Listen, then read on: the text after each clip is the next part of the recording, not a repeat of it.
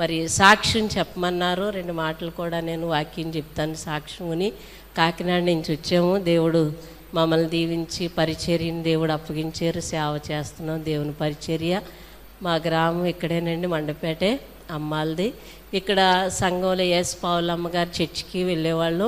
యెహోవా యందు భయభక్తులు గలవారి యెడల ఆయన కృప ఎంతో అధికముగా ఉంటుందంట. ఎంత అధికంగా అంటే భూమి ఆకాశమునకు ఎంత ఎత్తుగా ఉన్నదో ఆయన యందు భయభక్తులు గలవారి యెడలంట ఆయన కృప. కీర్తనలు 103:11 ఉంటుంది. ఆయన కృపంట ఎలా ఉంటుందంట, అంత అధికముగా ఉంటుందట.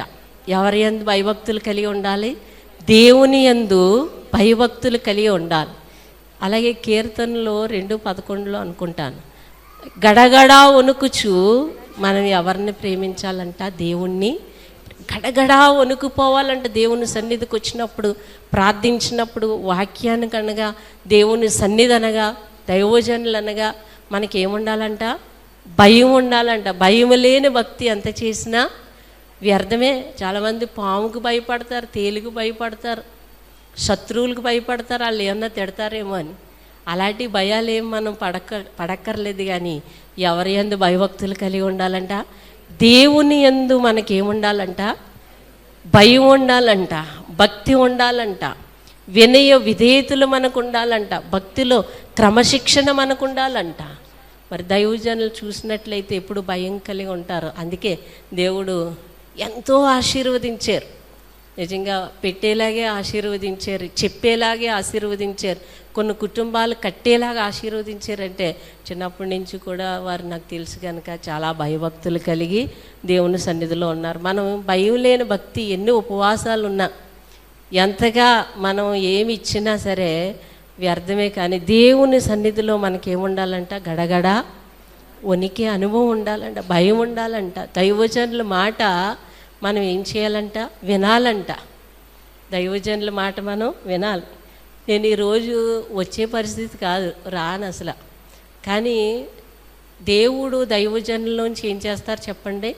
మాట్లాడతారు. అయ్యగారు మాట్లాడారు, అమ్మ మీరు రండి అంటే రాను అని అనకూడదు. అది ఎవరి పని? దేవుని పని. దైవజనుల్లో నుంచి ఎవరు మాట్లాడారు? దేవుడు మాట్లాడారు. ఆ మాటకి మనం ఏమంచాలంట?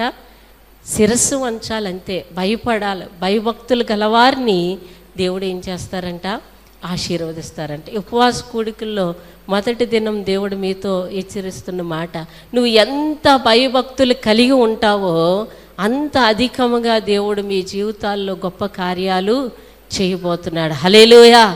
దేవుడు మిమ్మల్ని ఏది చేయమంటున్నాడో, ఏ మాట ఇచ్చాడో, ఎలా ఉండమంటున్నాడో, పరిచర్య చేయమంటున్నాడా దేవుడు? పరిచర్య చేయండి. ఉపవాసం ఉండమంటే ఉపవాసం ఉండండి, ప్రార్థన చేయమంటే చేయండి. దేవుని సన్నిధిలో ఏ రీతిగా దేవుడు మీతో మాట్లాడుతున్నారో ఆ మాటకు మనం ఏం చూపాలంట? విధేయత, వినయము చూపినప్పుడు వినయము గలవారి యొద్ద ఆయన ఏం చేస్తాడంట? నివాసం చేస్తాడు. వినయము గలవారి యొద్ద ఆయన ఉంటాడంట. వాళ్ళ ప్రార్థనలు దేవుడు వింటాడంట. వినయ భయభక్తులతో మనం దేవుణ్ణి ఆరాధించాలి. హల్లెలూయా. పాటలు పాడాలి, ఒకరికొకరు ప్రోత్సహించుకోవాలి, ప్రార్థనలు చేయాలి. రోజు మందిరం దగ్గరికి వచ్చి వీలైతే అన్న ఏం చేసుకుందంటే రోజు ఏం చేసేదంట? పెన్నైనా తిడుతుందని ఆవిడని తిట్టట్లేదంట. ఈవిడికి అధికారం ఉంది కానీ పెన్నైనా తిట్టట్లేదంట. కానీ తన లోటు తీరాలంటే ఏం చేసుకుందంట? దైవ మందిరంలోకి వెళ్ళి ప్రార్థనలు చేసుకుందంట. హల్లెలూయా. హల్లెలూయా. నా మాట అర్థమవుతుందమ్మా? హల్లెలూయా. మనకి సమస్య వచ్చినప్పుడు, కష్టం వచ్చినప్పుడు ఎక్కడికి వచ్చేయాలి చెప్పండి? పరుగున దేవుని మందిరానికి వచ్చి మోకరించి, చెయ్యగలిగిన వాడు నువ్వు ఒక్కడవే ప్రభువా అని దేవుని సన్నిధిలో ఏం చేయాలంటే మనము ప్రార్థనలు చేయాలండి. మా మందిరంలో బలిపీఠం ఉంటుంది. మా మందిరంలో నిత్యము ఎవరో ఒకరు ఏదో టైంలో వచ్చి, ఒక ఆవిడ తెల్లవారుజాముని 5 గంటలు లేస్తుంది. లేచి ఏం చేస్తుందంటే మందిరం అంతా తుడిచేస్తుంది. ఆవిడకి 80 సంవత్సరాలు ఉంటాయి. మందిరం అంతా తుడుస్తుంది. మందిరం అంతా ఎంత ఉంటుందంటే 3 ఫ్లోర్లు ఉంటుంది. 3 ఫ్లోర్లు తుడాలి. చాలా పెద్దగా ఉంటుంది. పై అంతస్తు కింద ఫ్లోర్ 3 కూడా ఆవిడ ఒక్క ఆవిడే తుడిచేస్తుంది అనమాట. 3 ఫ్లోర్లు తుడిచేస్తుంది. మనిషి తోస్తే ఒక తోపు తోస్తే పడిపోద్ది అనమాట. చాలా సన్నంగా ఉంటుంది. తోస్తే ఆవిడ్ని ఒక 40 కేజీలు ఉంటుంది, వంగిపో ఉంటుంది. కానీ మందిరం అంతా తుడిచేస్తుంది. 5 గంటలకు వచ్చి ప్రార్థన చేసుకుంటుంది. ఇంకొక ఆవిడ ఉంటుంది, టిఫిన్ తినదనమాట. మరలా వచ్చి ఆవిడ ప్రార్థన చేసుకుని వెళ్ళి టిఫిన్ చేస్తుంది. మళ్ళీ ఇంకొక ఆవిడ వస్తుంది, ఆవిడ ప్రార్థన చేసుకుంటే కానీ అన్నం తింది. మళ్ళీ ఇంకొక ఆవిడ వస్తుంది ప్రార్థన. అలాగ రోజు మందిరంలో ఆగకుండా ఎవరో ఒకరు వచ్చి ప్రార్థనలు చేసుకుని వెళ్తారు. రాత్రులు ఒక 30 మంది పడుకుంటారు, వాళ్ళు కూడా ప్రార్థనలు చేసుకుంటుంటారు. నిత్యము దేవుని మందిరం ఎలా మారాలంట? ప్రార్థనా మందిరంగా మారాలి. హల్లెలూయా. మీకు అవకాశం ఉన్నప్పుడు వచ్చి పరుగున వచ్చి దేవుని సన్నిధిలో మనం ప్రార్థన చేసుకున్నాడు. మన అక్కర్లు దేవుడు తీరుస్తాడు, మన కోరికలను ఆయన సఫలపరుస్తాడు. హల్లెలూయా.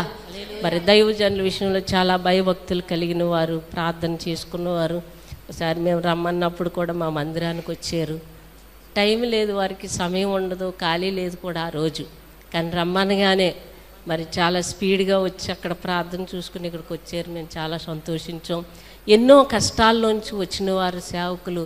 ఎన్నో అనుభవాలు మా జీవితాల్లో ఉన్నాయి. కలిమిలో, లేములో, మరి ఇరుకులు, ఇబ్బందుల్లో, గాఢాంధకారపు లోయల్లోకి వెళ్ళినప్పుడు దేవుడు అక్కడ ఏమైండి నడిపించారంట? కాపరిగా ఉండి అక్కర్లు తీర్చి నడిపించి దేవుడు ఏదన్నా నిలబెట్టి ఉన్నారు. హల్లెలూయా. నా సాక్ష్యాన్ని దైవజనులు చెప్పమన్నారు. ఒక 2-3 విషయాలు నేను చెప్తాను. బాల్యంలోది ఒక విషయం, తర్వాత దేవుణ్ణి తెలుసుకున్నది, సేవలోకి వచ్చిన విషయాలు క్లుప్తంగా నేను మీతో పంచుకుంటాను. మీకు అందరికి ఇష్టమేనండి? స్తోత్రం చెప్పండి. ఉపవాసం ఉన్నారు అందరూనే?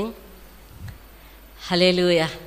చాలా మంచిది. మీరందరూ మంచివాళ్ళు, చాలా దేవుడిని గణపరిచిన వారు, స్వరాలు ఎత్తి గట్టిగా స్తోత్రం చెప్పిన వాళ్ళు. చాలా గట్టిగా చెప్తారు. మీరు పిల్లల్ని ఎలా పిలుస్తారండి? ఆపదొచ్చినాడు ఇలా రా అంటారా? ఎంత గట్టిగా పిలాలి? పడిపోతావు ఇలా రా అని గట్టిగా పిలాలి. దేవుణ్ణి మనం ఆరాధించినాడు ఎలాగా?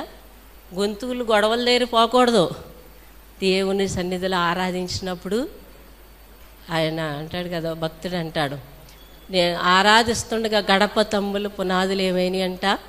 కదిలే అంట. అలాగే దేవుడిని మనము ఆరాధించ స్తోత్రం చెప్దాం. హల్లెలూయా. క్లుప్తంగా నేను సాక్ష్యం చెప్తాను. మాది మరి మా నాన్నగారి పేరు సత్యనారాయణ, అమ్మ పేరు ధనలక్ష్మి, నా పేరు నాగలక్ష్మి, మా అన్నయ్య పేరు సత్యనారాయణ. మేము విగ్రహారాధన కుటుంబంలో ఉన్నవాళ్ళం. మా నాన్నగారు ఎక్కువ తాగేసి గుండెలు తినేస్తే డాక్టర్ చనిపోతారు, బ్రతకరని చెప్పినాడు. మాకు చిన్న పిల్లలం బాగా. ఆ టైంలో కొండకెళ్ళి, అన్నవారు వెళ్ళి, ఆ తిరుపతిలో వెళ్ళి ఎన్ని చేసినా సరే బ్రతకడని చెప్పినప్పుడు లాస్ట్ సారిగా అందరినీ చూడాలని నాన్నగారు అందరినీ పిలిచినప్పుడు ఎవరూ రాలేదండి. చూడడానికి ఎవరు రాలేదు. కష్టంలో ఎవరు కూడా రారు. అంతా బాగుంటే అందరూ వస్తారు. ఆ టైంలో మా అమ్మగారికి ఎవరో చెప్పారంట ఒక మాట, యేసు ప్రభుని నమ్ముకోమ్మా, యవన కాలంలో ఉన్నావు, భర్త లేని బ్రతికేం బ్రతుకుతో, యేసు ప్రభు నిజమైన దేవుడు బ్రతికిస్తాడని చెప్పినాడు. చిన్న ప్రార్థన చేసుకుందంట ఆవిడ.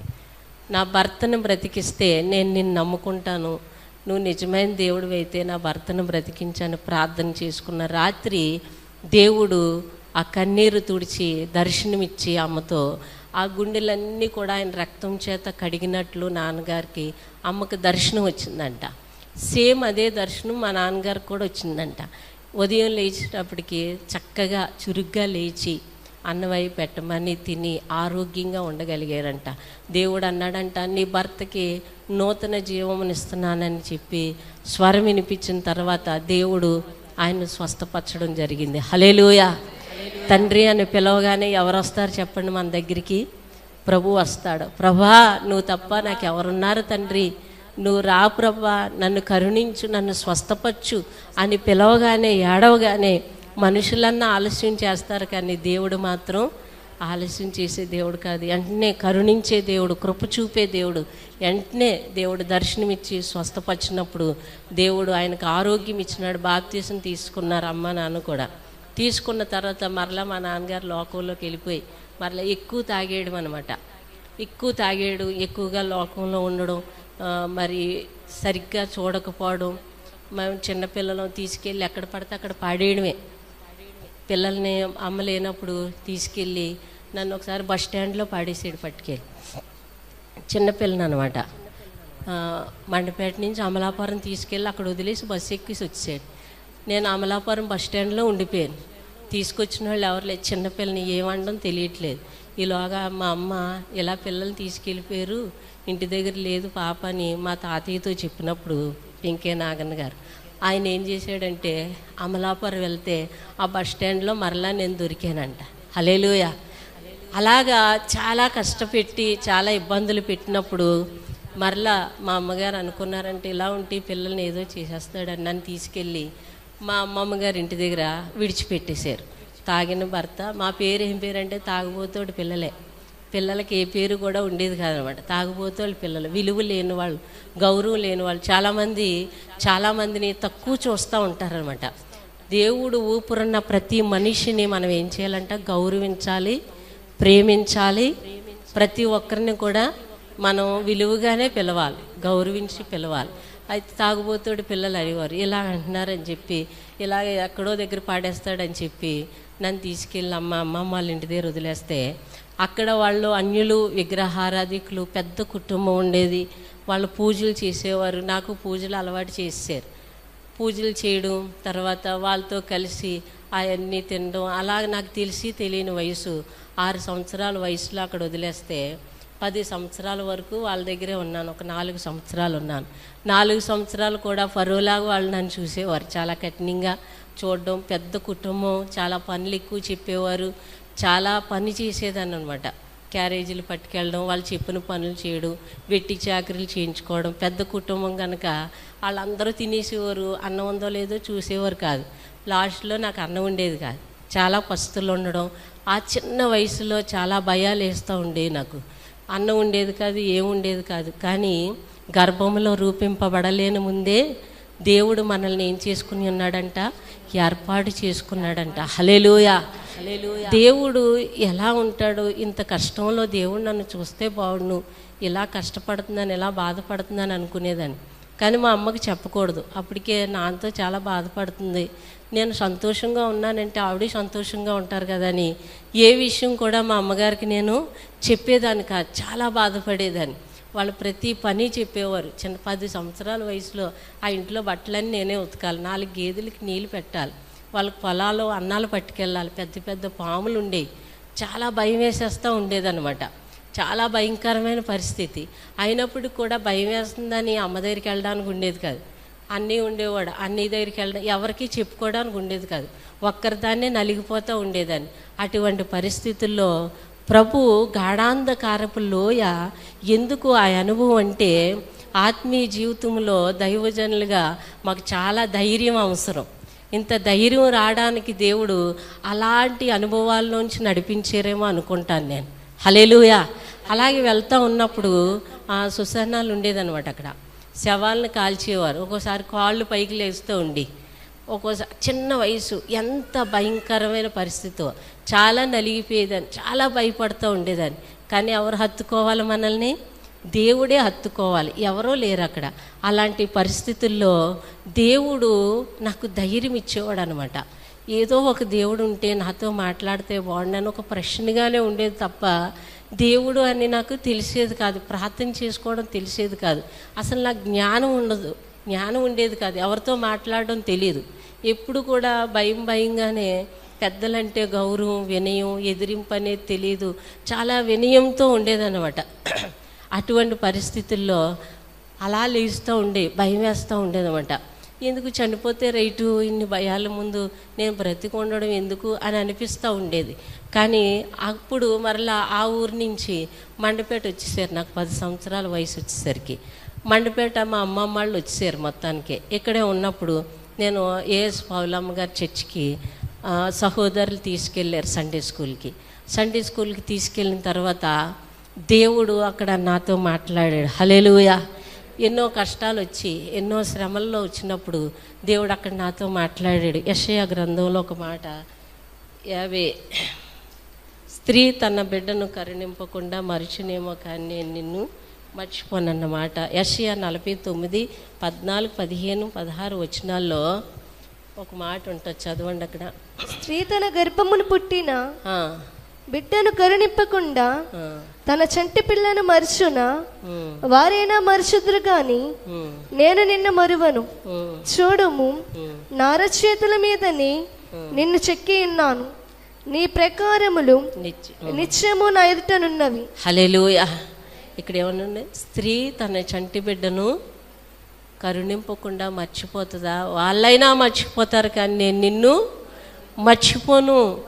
నిన్ను ఎక్కడ చిక్కుకున్నానని దేవుడు మాట్లాడాడండి, అరిచేతుల మీదుగా. హల్లెలూయా. ఎంతో కష్టంలో, ప్రేమ అంటే తెలీదు, చాలా కష్టమైన పరిస్థితుల్లో అందరూ కుటుంబాలు బయటికి వెళ్ళేవారు, పార్కులకనో మందిరానికనో ఊర్లని వెళ్ళేవారు. మరి మేము ఎప్పుడు కూడా మా నాన్న, నేను, మా అన్నయ్య, అమ్మ ఎక్కడికి వెళ్ళడం తెలియదు. తర్వాత అన్నయ్య కూడా బాగా చూసేవాడు కాదు, ప్రేమ ఉండేది కాదు ఇంట్లో, అమ్మ తప్ప ఏ ప్రేమ తెలియదు అనమాట. అప్పుడు ఎడారి లాంటి జీవితంలో, ప్రేమ లేని పరిస్థితుల్లో, కష్టమైన పరిస్థితుల్లో, అందరూ తక్కువగా చూసిన పరిస్థితుల్లో, ఎందుకు పనికిరావన్న పరిస్థితుల్లో ఈ మాటతో దేవుడు నాతో మాట్లాడాడు. హల్లెలూయా.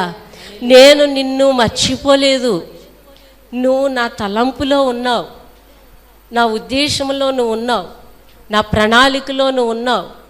నేను నిన్ను ఎక్కడ చిక్కుకున్నాను, నా అరిచేతుల్లో చిక్కుకున్నాను, నువ్వంటే నాకు చాలా ఇష్టమని దేవుడు మాట్లాడాడు. హల్లెలూయా. కొన్నిసార్లు అనుకుంటాం, నేను ఎవరికీ గుర్తుండు, ఎవరికీ గుర్తింపు ఉండను, అందరూ నన్ను మర్చిపోయారు, అందరూ నన్ను విడిచిపెట్టారు, ఎవరూ నన్ను పట్టించుకోవట్లేదు అని అంటాం. కానీ దేవుడు అంటాడు కదా, నేను నిన్ను శాశ్వతమైన ప్రేమతో ప్రేమిస్తున్నాను. అలాంటి ఏ ప్రేమ లేనప్పుడు, కృంగిపోతున్నప్పుడు, నలిగిపోతున్నప్పుడు అందరూ అనేవారు, నువ్వు ఎలా బ్రతుకుతావో, నువ్వు ఎలా ఉంటావో తెలీదు, ఎంగిలి ఇస్త్రాకులా చూసి. ఆ ఇస్త్రాక్ కంటే విలువ ఉండేది, కానీ అంతకంటే విలువ లేని బ్రతుకు, అంతకంటే నీచమైన బ్రతుకు. లెక్క చేసేవారు కాదు, ప్రేమించేవారు కాదు, కలిసి మాట్లాడేవాళ్ళు కాదు, చాలా తక్కువ చూసిన పరిస్థితుల్లో దేవుడు అన్నాడు కదా, నిన్ను నా అరిచేతుల్లో చెక్కుకున్నాను. హల్లెలూయా. హల్లెలూయా. చాలామంది ఇష్టమైన వాళ్ళు ఆ బండ్ల మీద, కారుల మీద పేర్లు రాసుకుంటూ ఉంటారు. వాళ్ళ ప్రేమ కంటే మన దేవుడే మనల్ని ఎక్కడ చెక్కుకున్నానంటున్నాడు, అరిచేతుల్లో. చూడు, నేను నిన్ను నా అరిచేతుల్లో చెక్కుకున్నాను. అప్పుడు దేవుడు నాతో మాట్లాడడం ప్రారంభించాడు ఆ వచనం తర్వాత. ఆ రోజు ఆ శవాలు అలా కాళ్ళు పైకి వచ్చినప్పుడు నువ్వు అల్లిపోయావు కదా, అప్పుడు నేను నిన్ను ఎక్కడ దాచుకున్నాను తెలుసా, నా గుండెల మీద నువ్వు ఆనుకున్నావు. అప్పుడు నీకు తెలియదు, కానీ ఎన్నో మార్లు నువ్వు జడిసినప్పుడు, భయపడినప్పుడు నేను నిన్ను హత్తుకున్నాను, అందుకే నువ్వు ధైర్యంగా ఉండగలిగావని దేవుడు మాట్లాడాడు. హల్లెలూయా. చాలా భయంకరమైన పరిస్థితుల్లో దేవుని ప్రేమ నాతో మాట్లాడినప్పుడు, దేవుడి వాక్యం ద్వారా నాతో మాట్లాడినప్పుడు నేను చాలా ధైర్యాన్ని పొందుకున్నానండి. ఆ దినం నుండి ఏ ప్రేమ లేకపోయినా వాటి గురించి ఆలోచించే సమయం కూడా ఇప్పటి వరకు కూడా నాకు లేదు. వీళ్ళు ఇలా ప్రేమించట్లేదు, పట్టించుకోవట్లేదు, వాళ్ళు చూడరు, వీళ్ళు చూడరు. అసలు మనుషులు చాలామంది నన్ను ప్రేమించే వాళ్ళు దేవుడు ఇప్పుడు ఇచ్చాడు, వేల కొలది ఉన్నారు. కానీ ఏ ప్రేమ లోపలికి వెళ్ళదు. కానీ నా దేవుని ప్రేమ మాత్రం అన్ని విషయాల్లో కూడా గుండె అంతరంగంలో నుండి ఆయనకు భయభక్తులతో, వేదనతో ఆయనకు కృతజ్ఞతాస్తుతులు చెల్లిస్తాను. ఎందుకంటే మన దీన దశలో ఉన్నప్పుడు, కీర్తనలో 136:23 వచనంలో ఉంటుంది, మనం దీన దశలో ఉన్నప్పుడు యెహోవా మనల్ని ఏం చేసుకుంటాడంట, జ్ఞాపకం చేసుకుంటాడంట. హల్లెలూయా. ఏ దశలో ఉన్నప్పుడు అటండి, దీన దశలో ఉన్నప్పుడు, ఎవరికి పనికి రానప్పుడు, ఎవరు వద్దన్నప్పుడు, ఎవరు పట్టించుకోలేనప్పుడు, మన దీన దశలో ఉన్నప్పుడంట యెహోవా మనల్ని ఏం చేసుకుంటాడంట, జ్ఞాపకం చేసుకుంటాడంట. హల్లెలూయా. ఆయన మనకుండగా మనకి ఏం అక్కర్లేదు, భయం అనేది అక్కర్లేదు. చాలామంది చిన్న చిన్న విషయాలకి భయపడిపోతూ ఉంటారు, కలవరపడిపోతూ ఉంటారు. మధ్య బాగా అంటారు, నాకు టెన్షన్ ఎక్కువైపోతుంది. టెన్షన్ ఎక్కువైపోతే ఏమి ఎక్కువైపోతుంది చెప్పండి? టెన్షన్ ఎక్కువైపోతే ఏమైపోతుంది, ఒళ్ళు షేక్ వచ్చేది, బీపీ వచ్చేస్తుంది, షుగర్లు వచ్చేస్తాయి, మళ్ళీ గుండె దడదడ కూడా. ఇవన్నీ గిఫ్ట్లు వచ్చి కంటే మనం ఏం పడకూడదంట, టెన్షను పడకూడదంట. ఆ నీతిమంతులంట సింహం వలె ధైర్యంగా ఉంటారంట. దేవుడు మనకి ఏ ఆత్మ ఇచ్చాడు చెప్పండి? ధైర్యమైన ఆత్మను దేవుడు ఇచ్చాడు. మన దీన దశలో ఉన్నప్పుడు, మనం పడిపోయిన స్థితిలో ఉన్నప్పుడు, ఎవరో వద్దన్నప్పుడు మనల్ని ఎవరు జ్ఞాపకం చేసుకుంటారట? దేవుడు జ్ఞాపకం చేసుకుంటాడట. హల్లెలూయా. అలాంటి పరిస్థితుల్లో దేవుని వాక్యం చేత నేను మందిరానికి వెళ్ళినప్పుడు, సండే స్కూల్కి వెళ్ళినప్పుడు, నేను జూనియర్ గ్రూప్లో కూర్చునేదాన్ని. వజ్ర, రేణుక వాళ్ళు సీనియర్ గ్రూప్లో కూర్చుంటూ ఉండేవారు. ఆ టైంలో దేవుని వాక్యం అన్నయ్య వాళ్ళు చాలామంది, మొవల్ రాజు అన్నయ్య, స్వజన్ అన్నయ్య, చాలామంది దేవుని వాక్యాన్ని చెప్పేవారు. దేవుని వాక్యం నాతో మాట్లాడినప్పుడు దేవుడు నాతో మాట్లాడుతూ ఉండేవారు. దేని ద్వారానో తెలుసా? ఎక్కువ వాక్యం ద్వారానే. చాలామంది కళలు, దర్శనాలు, ప్రవచనాలు అవన్నీ ఉన్నాయి, కానీ వాక్యమే ఏంటో చెప్పండి? దేవుడు. హల్లెలూయా. దేవుడు ఒక వ్యక్తితో ఎలా మాట్లాడతారంటే వాక్యం ద్వారానే దేవుడు మాట్లాడుతూ ఉంటారు. దైవజనులు ప్రార్థన చేసుకుని వాక్యం చెప్పినప్పుడు దేవుడు మనతో మాట్లాడుతున్నట్టు. చాలామంది మీరు కాదనుకోండి, కొంతమంది ఉంటూ ఉంటారన్నమాట. వాక్యం చెప్పిన వాళ్ళు నచ్చరు సూటిగా. ఎక్కడో ప్రవచనం చెప్తున్నారంటే అక్కడికి వెళ్ళిపోతూ ఉంటారు. ఎక్కడో నూనె ఇస్తున్నారంటే అక్కడికి వెళ్ళిపోతారు. ఎక్కడో 7 వారాలే ఉపవాసం అంటే అక్కడికి వెళ్ళిపోతారు. 8వ వారం చేయొద్దన్నాడు దేవుడు, పరుగులెడతా ఉంటారు. సాతాను ఏం చేసిందంట? యోబు గ్రంథంలో ఉంటుంది, నువ్వు ఎక్కడి నుంచి వచ్చావంటే ఇటు అటు తిరిగి వచ్చాను. దేవుడు అంటాడు, కుడిముకైనా ఎడమకైనా మనం ఏం చేయకూడదంట? తొట్టిల్లిపోకూడదంట. అక్కడికి ఇక్కడికి పరుగులు పెట్టకూడదంట.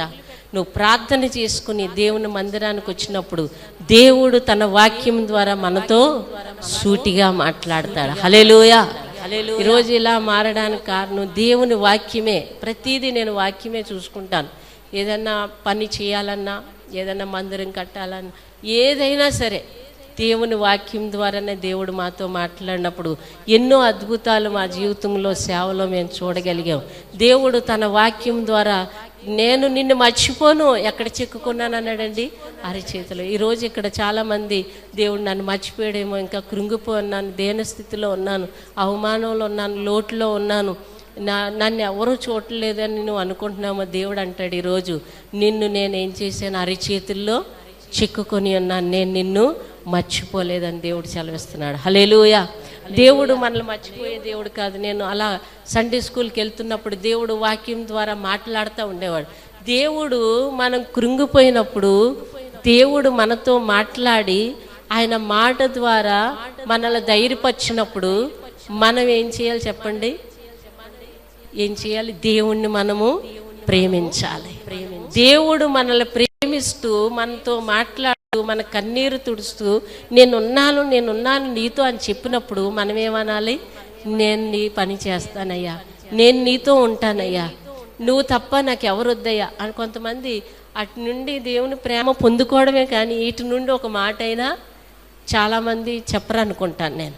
దేవుడు మనతో మాట్లాడుతున్నప్పుడు నేను నిన్ను విడిచిపెట్టను, విడవక ఎడబాయక నేను నిన్ను ఏం చేస్తున్నాను అన్నాడు దేవుడు, ప్రేమిస్తున్నాను. మనమేమనాలి అప్పుడప్పుడు ప్రేమిస్తాను కాదు, నేను కూడా ప్రభా కుడుముకైనా ఎడమకైనా కష్టమైన నష్టమైన వస్త్రహీనతైన ఉపద్రవమైన కరువైన నిందలైన అవమానాలు నేను నిన్ను విడిచిపెట్టను ప్రభా. అది ఎవరిని ప్రేమిస్తున్నట్టు? మనము దేవుణ్ణి ప్రేమిస్తున్నట్టు. అర్థమైన వాళ్ళు స్తోత్రం చెప్దాం. హల్లెలూయా. దేవుడు తన వాక్యం ద్వారా నాతో మాట్లాడినప్పుడు, కృంగిపోతున్నప్పుడు, నలిగిపోతున్నప్పుడు, ఎందుకు పనికిరాని స్థితిలో ఉన్నప్పుడు, అవమానంలో ఉన్నప్పుడు దేవుడు నాతో మాట్లాడినాడు. నేను కూడా అన్నాను, ప్రభా చనిపోయినంత వరకు కూడా నేను నిన్ను విడిచిపెట్టను ప్రభా. ప్రతిరోజు నీ మాటలు ఎవరో ఒకరికి ప్రకటిస్తాను, ఎవరో ఒకరికి చెప్తాను, ఏదో ఒక పని నీ పని నేను చేస్తాను, నువ్వు ఇచ్చే పని ఏదైనా నేను చేస్తానని దేవుని దగ్గర నేను నిర్ణయం తీసుకున్నాను. నువ్వు నన్ను ఎంత ప్రేమించేవో నాకు చెప్పడం తెలీదు, చదువు లేదు, నేను 5వ తరగతి చదివానండి, చదువు లేదు, జ్ఞానం అసలే తెలియదు, ఎవరితో మాట్లాడడం తెలీదు, ఏమీ తెలియదు. కానీ నాకు ఒక్కటే నిర్ణయం తీసుకున్నాను, తెలియలేని పరిస్థితుల్లో కూడా నువ్వు నన్ను ఎంత ప్రేమించో కనుక నీ ప్రేమ గురించి నేను చెప్తాను ప్రభువా అని నేను దేవునితో తీర్మానం తీసుకున్నాను. హల్లెలూయా. దేవుడు నన్ను ప్రేమించినప్పుడు నేను దేవుణ్ణి ప్రేమించడం మొదలుపెట్టాను. ఎలాగో తెలుసా ప్రభువా, చుట్టాలు, బంధువులు, స్నేహితులు అందరి ప్రేమ నేను చూశాను.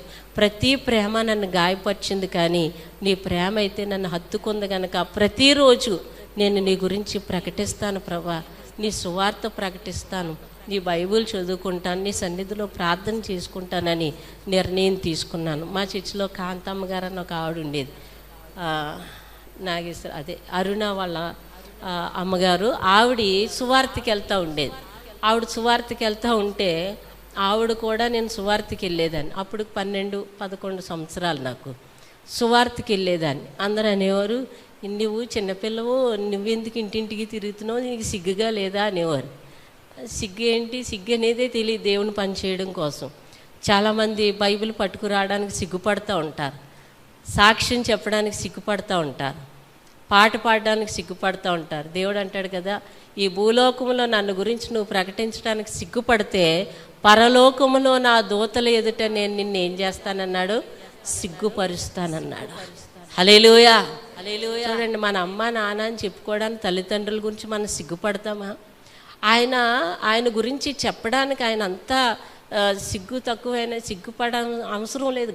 మనం గర్వంగా చెప్పుకోదగిన దేవుడు ఆయన గురించి మనం ఏం చేయాలంట, చెప్పాలి. హల్లెలూయా. వాళ్ళు కూడా సువార్తకి ప్రార్థనలు చేయడానికి వెళ్ళేదాన్ని. వెళ్ళినప్పుడు రాత్రులు మీటింగ్స్కి వెళ్ళేదాన్ని. రాత్రులు మీటింగ్స్కి వచ్చేసరికి 12 అయిపోయేది.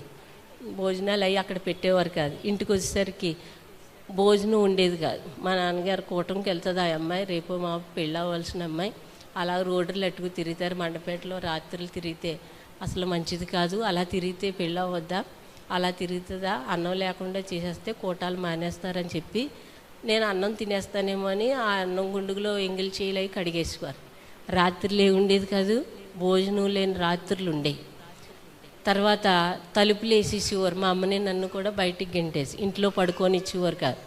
మీటింగ్స్కి వెళ్ళి వచ్చామని ఎక్కడ పడుకోవాలంటే ఆ మెట్ల మీద, బాత్రూమ్ గోడల దగ్గర, ఆ రోడ్డు పక్కన అక్కడక్కడ కూర్చుని ఉండేవాళ్ళం. తెల్లవారులు నిద్రలేని రాత్రి. ఏది ఏమైనా సరే మనల్ని ఆదరించిన ప్రేమ, మనల్ని దర్శించిన దేవుని గురించి మనం చెప్పకుండా ఉండలేము. హల్లెలూయా, హల్లెలూయా. ఎన్నో ఇబ్బందుల్లో, కష్టాల్లో దేవుని పని చేయాలన్న ఆశ.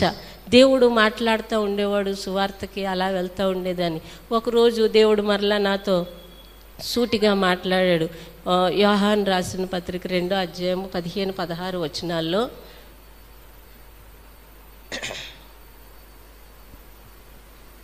అక్కడ తండ్రి ప్రేమ వారిలో ఉండదని, లోకమైనను లోకంలో ఉన్న వాటిని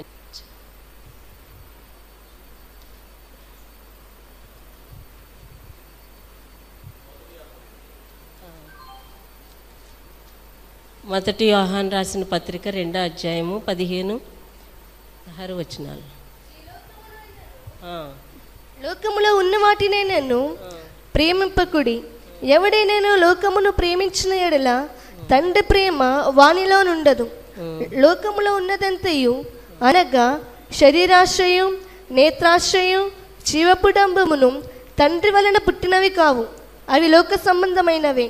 లోకమును దాని ఆశ్రయం గతించిపోచున్నవి గాని దేవుని చిత్తమును జరిగించువాడు నిరంతరమును నిలుచును. హల్లెలూయా, హల్లెలూయా. ఇక్కడ మరలా దేవుడిని ప్రేమిస్తూ ఆయన సువార్త ప్రకటిస్తూ అనేక గృహాలకు వెళ్ళి ప్రార్థన చేస్తూ పెద్దవాళ్ళతో కలిసి తిరిగినప్పుడు, కొన్ని ఇబ్బందులు ఎదుర్కొన్నప్పుడు, ఆహారం లేనప్పుడు, నిద్ర లేనప్పుడు, బయటికి గెంటేసినప్పుడు, అన్ని విషయాల్లో కూడా దేవుడు ఏ విషయంలో ఇంత నొప్పి తగిలేది కాదు, బాధ అనిపించేది కాదు. అన్నం లేకపోయినా తిన్నట్టుగా ఉండేది. బయటికి గెంటేసినా సరే ఒక ఆనందమే ఉండేది తప్ప అది బాధ అని ఎప్పుడూ అనిపించేది కాదు. మరలా దేవుడు తన వాక్యం ద్వారా నాతో మాట్లాడి ఉన్నారు. ఈ అధ్యాయంలో ఏమనో తెలుసా? ఏమని? లోకములో యోహాను 2వ అధ్యాయంలో ఏమని? లోకంలో ఉన్నదంతా ఏంటంట? శరీరాశ, నేత్రాశ. వీటిని ప్రేమించు వారిలో ఎవరి ప్రేమ ఉండదంట?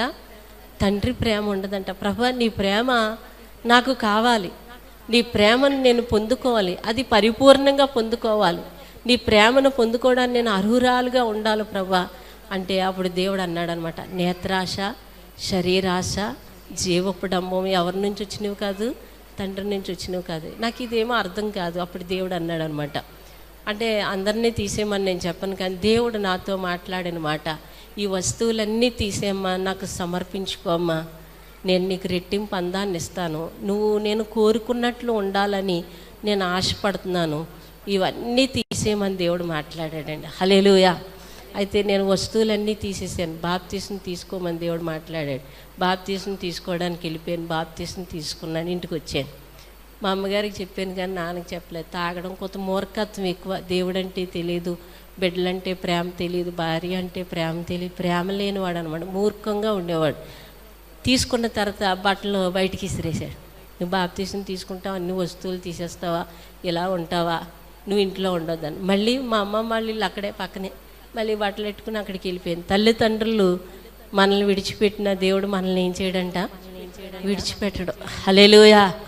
దేవుడు ఈ వాక్యం ద్వారా మాట్లాడాడు. లోకములో ఉన్న అంతా కూడా ఏమైపోద్దంట, గతించిపోయే ఈ లోకం అంట, రంగుల బుడగల్లాంటి ఈ లోకం అంట, అంతా రంగురంగులు అనమాట ఈ లోకం అంట. ఒక ఆయన అంటాడు కదా భక్తుడు, ఒక ట్రైన్కి పోల్చాడు అనమాట. స్టేషన్కి ఆగుతూ ఉంటుందండి ట్రైను. అలాగే ఈ లోకం అంతా కూడా రంగురంగులు వలయాలన్నమాట. ఇంతలో కనబడితే అంతలో మాయమైపోయిన వంటి వారు అనమాట మనం అందరం కూడా. చూడండి, బాల్యంలో తల్లిదండ్రుల దగ్గర కొంతకాలం, తర్వాత యవన కాలంలో భర్త దగ్గర కొంతకాలం, తర్వాత పిల్లలకి తల్లిగా, తర్వాత పెళ్ళిళ్ళు చేసాక అల్లుళ్ళు కోడళ్ళు, అదొక పోస్ట్ ఉంటుందంట. తర్వాత వృద్ధాప్యంలో మనవల పోస్టు, ఇవన్నీ ఒక్కొక్క పోస్ట్ ఒక్కొక్క స్టేషన్ అనమాట. ప్రతి దాంట్లో కూడా మనం ఎలా ఉండాలంట, నమ్మకంగా ఉండాలంట, యథార్థంగా ఉండాలంట. మన బాధ్యతను కూడా మనము చక్కగా జరిగించాలంట. హల్లెలూయా. కొంతమంది అంటారు ప్రార్థనకి వెళ్తున్నాను, నేను ఉపవాసం ఉన్నాను, భర్తను అంటారు ఇవాళ అన్నవలేదు గిన్నెలేదు అంతా వాటిలో తెచ్చేసుకుంటారు. ఇబ్రీ స్త్రీలు ఎలాంటి వారంట, చురుకైన వారంట. సామెతలు 31 అధ్యాయాలు ఉంటుంది. ఆమె పెందల కాడే లేచి ఇంటి వారందరికీ ఏం సిద్ధపరుస్తుందంట, భోజనాన్ని సిద్ధపరుస్తుందంట. కొంతమంది వండట్లేదు కానీ అంతా ఎందులో వచ్చేస్తుంది చెప్పండి, ఫోన్లోనే వచ్చేస్తుంది అనమాట. మనం చెప్పించుకునే వాళ్ళలాగా ఉండకూడదు కానీ చెప్పేవారిలాగా ఉండాలి. హల్లెలూయా. రకరకాల బిడ్డల విషయంలో కూడా బిడ్డలను ఎలా పెంచాలి, ఇవన్నీ జ్ఞానాలంటే మనకి ఎవరిస్తారు చెప్పండి. జ్ఞానవంతురాలు ఏం కట్టుకుంటుందంట, ఇల్లు కట్టుకుంటుందంట. దేవుడు అంటాడనమాట, లోకంలో ఉన్నవన్నీ కూడా నేత్రాశ, జీవడం, ఇవన్నీ గతించిపోతాయి, దేవుని చిత్తం నెరవేర్చువాడు నిరంతరం నిలుసు. నువ్వు వద్దన్నయ్య నేను వేసుకున్నా ప్రభా, నాకు వద్దు ప్రభా, నువ్వు వద్దనుకున్నది ఏ పని నేను చేయకూడదు. నువ్వు నన్ను ప్రేమిస్తున్నావు, నేను నిన్ను ప్రేమిస్తున్నాను, నేను నీ మాట వింటాను. అన్నీ తీసినప్పుడు, ఇంట్లోంచి పంపిస్తున్నప్పుడు దేవుడు నాతో కూడా వచ్చాడండి. హల్లెలూయా. తీగానే మళ్ళీ మా చుట్టాలు వచ్చారు. మా అమ్మకి 4 అక్క చెల్లెళ్ళు, అందులో 2వ చెల్లెలు వచ్చింది. మా అమ్మాయికి పెళ్ళి అవుతుంది, మీరు అందరూ వచ్చేయండి అని చుట్టాలు అందరితో చెప్పి నాతో అందరూ మాత్రం రాకు, నీకు వస్తువులు లేవు, బాప్తీసం తీసుకున్నావు, మన ఇంట్లో అమ్మాయిలు ఎవరు అలా లేరు, నువ్వు ఇంతలా ఉన్నావు చిరాగ్గా, నువ్వు మాత్రం రాకు, అందరూ వచ్చేయండి అన్నారు. దేవుడు అంటాడు కదా, నీకు అనేక మంది పిల్లల్ని ఇస్తానని దేవుడు అంటాడు. హల్లెలూయా. అబ్రహాం దేవుడు ఏమన్నాడు, నీ బంధువుల్ని నీ ఇంటిని విడిచిపెట్టు, ఆకాశ నక్షత్రముల వలె ఇసుక రేణువుల వలె నేను నిన్ను ఆశీర్వదిస్తానన్నాడు దేవుడు. హల్లెలూయా. ఒక్కొక్కసారి మనం దేవుణ్ణి ప్రేమించినప్పుడు వదలమన్నవి ఏం చేయాలట, మన జీవితంలో వదలాలి. ఆవిడ రావద్దని చెప్పేసింది. వెంటనే అనుకున్నా, మా చర్చిలో వాళ్ళు పెళ్ళిళ్ళు అవుతాయి, నాకే ఖాళీ ఉండదు, ఈ పెళ్ళికి వస్తే ఎంత రాకపోతే ఎంత. ప్రతి విషయంలో కూడా మనం దేవుణ్ణి ప్రేమిస్తే ఆ శ్రమ కష్టంలా కనబడదు కానీ ఎలా కనబడుతుందండి, సంతోషంగా కనబడుతుంది. హల్లెలూయా. దేవుడి ప్రేమలో పరిపూర్ణంగా మనం నిండిపోయినప్పుడు ఎవరన్నా ఏమన్నా అంటే కృంగిపోం కానీ ఎలా ఉంటామంట, సంతోషంగా ఉంటాం. ఆయన నిమిత్తమై మనము నిందలు పడినప్పుడు మనం ఎవరు అవుతామంట, ధన్యులం అవుతామంట, అదృష్టవంతులం అవుతామంట, యోగ్యులం అవుతామంట. వాటికి తగిన బహుమానాలు దేవుడు మనకి, నా బిడ్డ నా నామం నిమిత్తమే ఇది విడిచిపెట్టింది, కష్టం అనిపించిందని దేవుడు మన కొరకు ఏముంచుతాడంట, మేలులు దాచి ఉంచుతాడంట. కొన్నిసార్లు ఏదైనా చిన్నది రాగానే కొంతమంది మోకాలు ఏమైపోతాయండి, పక్కకు పోతూ ఉంటాయి. దేవుడు నమ్ముకు, నాకు ఎంత కష్టమా, ఇంత కష్టమా, ఇంత కష్టమా, ఎంత కష్టమమ్మా, 10 కేజీలా 25 కేజీలా, ఎంత కష్టమా, తూకం ఉంటే చెప్పేస్తారు అందరూ. ఎప్పుడు కూడా మనకి కష్టమని అనిపించదు. ఆయన ప్రేమతో నిండిపోతున్నప్పుడు ఈ లోకంలో మనుషులు ఏ మాట పలికినా సరే అలేటి. దేవుని మాటను మనం పాటించినప్పుడు, దేవుని ఆజ్ఞను మనం గైకొంటున్నప్పుడు మన లోన అంతరంగంలో నుండి ఆనందమే వస్తుంది తప్ప ఎవరు ఏమన్నా మనం ఏం చేయం తెలుసా, పట్టించుకో. హల్లెలూయా. అన్నీ తీసేసినాడు. నువ్వు రాకు మా పెళ్ళిళ్ళకి అన్నప్పుడు నేను చాలా సంతోషించానండి. హల్లెలూయా. నన్ను ప్రభా చుట్టాల్లో ఇంత ప్రత్యేకపరిచేసేవా నన్ను. దేవుడు ఒక కృప ఉన్న వాళ్ళంటే ఎక్కడికి వెళ్ళినా ఒక ప్రత్యేకంగా ఉంటారంట. లోకస్తులతో కలవలేరు వాళ్ళు, ప్రత్యేకమైన వాళ్ళు వేరుగానే ఉంటారు. రోమాలో ఉంటుందన్నమాట, మీరు ఈ లోక మర్యాదలను ఏం చేయకూడదు, అనుసరించకూడదు. కొంతమంది చర్చకొచ్చినప్పుడు అలంకారణ ఒకలా ఉంటుంది, పెళ్ళిళ్ళకి వెళ్ళినప్పుడు ఏమైపోద్దండి, అలంకారణ మారిపోతూ ఉంటుంది. వాక్యం విన్నప్పుడు ఒకలా ఉంటుంది, ఇంట్లో దిగినప్పుడు ఏమవుతుంది, కొంతమంది ముహూర్తానికంటే ఏం చేయాలంటే ఇంట్లోకి దిగిపోవాలంట. కరెక్ట్గా టయానికి పెళ్ళి ఏమయ్యాలంట, జరగాలంట. కరెక్ట్గా ముహూర్తం పెట్టుకుని వస్తారు. తర్వాత పాష గారు, మీ ఇష్టమేనండి అయ్యగారు, నేను 19 బాగుంటుంది అనుకుంటున్నారు, మీరు కూడా అలా అంటే ఇంకా బాగుంటుంది అనుకుంటున్నాను. ఆయన అనుకుంటాడు, పాపమమ్మ ప్రేమ ఎక్కువ కదా మాకు, ఆవిడ బాగుంటుంది అనుకుంది, ఆవిడ సంతోషమే నా సంతోషం. అలాగే అమ్మ, అమ్మయ్య ముహూర్తానికే పాస్టర్ గారు కూడా పలికారు, ఇది దేవుడి చిత్తమే, ముహూర్తం చెప్పిన అయింది దేవుని చిత్తమే, అంతా దేవుని చిత్తానుసారంగా జరుగుతుందండి అంటారు.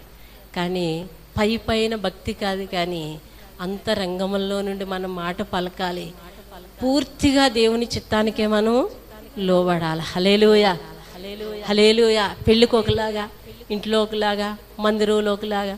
వేశ్యనైనా క్షమిస్తాడు కానీ దేవుడు ఎవరిని క్షమించడండి, వేషధారులను మాత్రం క్షమించడు. నిజంగా నీ జీవితంలో తృప్తికరమైన ఆశీర్వాదం దేవుడు ఇవ్వాలంటే, తృప్తిగా నువ్వు ఉండాలంటే దేవుణ్ణి హృదయపూర్వకంగా ప్రేమించినప్పుడే. హల్లెలూయా.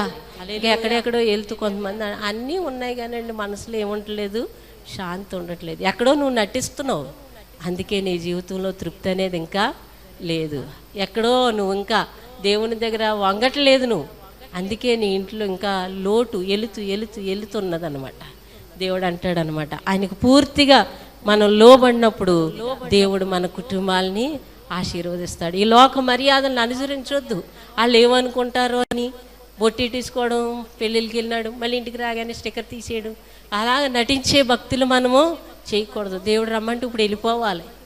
నువ్వెవరో తెలియదని ఒక తలుపేసేసాడు అనుకోండి, అక్రమం చేయవారిలా క్రమంగా నువ్వు నడుచుకోలేదు, ఇక్కడ అలా అక్కడ ఇలా నడిచేవు కాబట్టి నువ్వెవరో నాకు తెలియదంటే మనం ఎందుకు పనికి రాకుండా అయిపోతాం. ఉన్న కొన్ని దినాలైనా సరే, అధిక బలం ఉంటే ఎంత అంటే 70-80 సంవత్సరాలు. ఒక ఆవిడండి మొన్నే పెళ్ళయిందండి అంది, ఆవిడకి 80 సంవత్సరాలు. ఆవిడ జీవితంలో ఎలాగైపోయిందంట, మొన్నే అయినట్టు అయిపోయిందంట. అప్పుడే నాకు 30 వేసినాయా, అప్పుడే 40 వేసినాయా అని అనుకుంటాం. మన ఆయుష్ ఎలాగైపోతుందండి కల్లా. ఈ 70 సంవత్సరాల ఆయుష్లో మనిషిని పట్టుకోలేకపోతున్నాం. స్వార్థాలు, కరుణ వచ్చినా సరే అసూయలు పోవట్లేదు, స్వార్థం పోవట్లేదు, పగ పోవట్లేదు, ద్వేషం పోవట్లేదు, గుద్దులాటలు పోవట్లేదు. ఇవే ప్రార్థనలే అన్నీ మనం విడిచిపెట్టాలి. దేవుని కొరకు బ్రతికినంత కాలం కూడా అగ్ని జ్వాల వలె అనేక మందిని మండించే బిడ్డ వలె దేవుని కొరకు మనం బ్రతకాలి. హల్లెలూయా. ఈ లోకం మర్యాదలకు వెళ్ళిపోకూడదు. ఈ లోకంలో మనుషులు ఏమనుకుంటారని అనుకోకూడదు. మనుషులు ఏమన్నంటే కృంగిపోయి చర్చికి వెళ్ళిన ఎక్కడికి వెళ్ళిన మూలం కూర్చోకూడదు. కానీ అప్పుడే మనం ఎక్కువ ఆరాధించాలి, అప్పుడే మందిరానికి రావాలి, మనం అప్పుడే దేవుని గణపరచాలి. సాతానికి సిగ్గు కలగాలి, దేవునికి మహిమ కలగాలి. హల్లెలూయా. పెళ్ళలేదని బాధపడలేదండి నేను, పిల్లకపోతే చర్చిలో 3 మంది ఉన్నారు, మాకే ఖాళీ లేదు, పోడి ఒక పెళ్ళి ఏంటి అనుకున్నాను.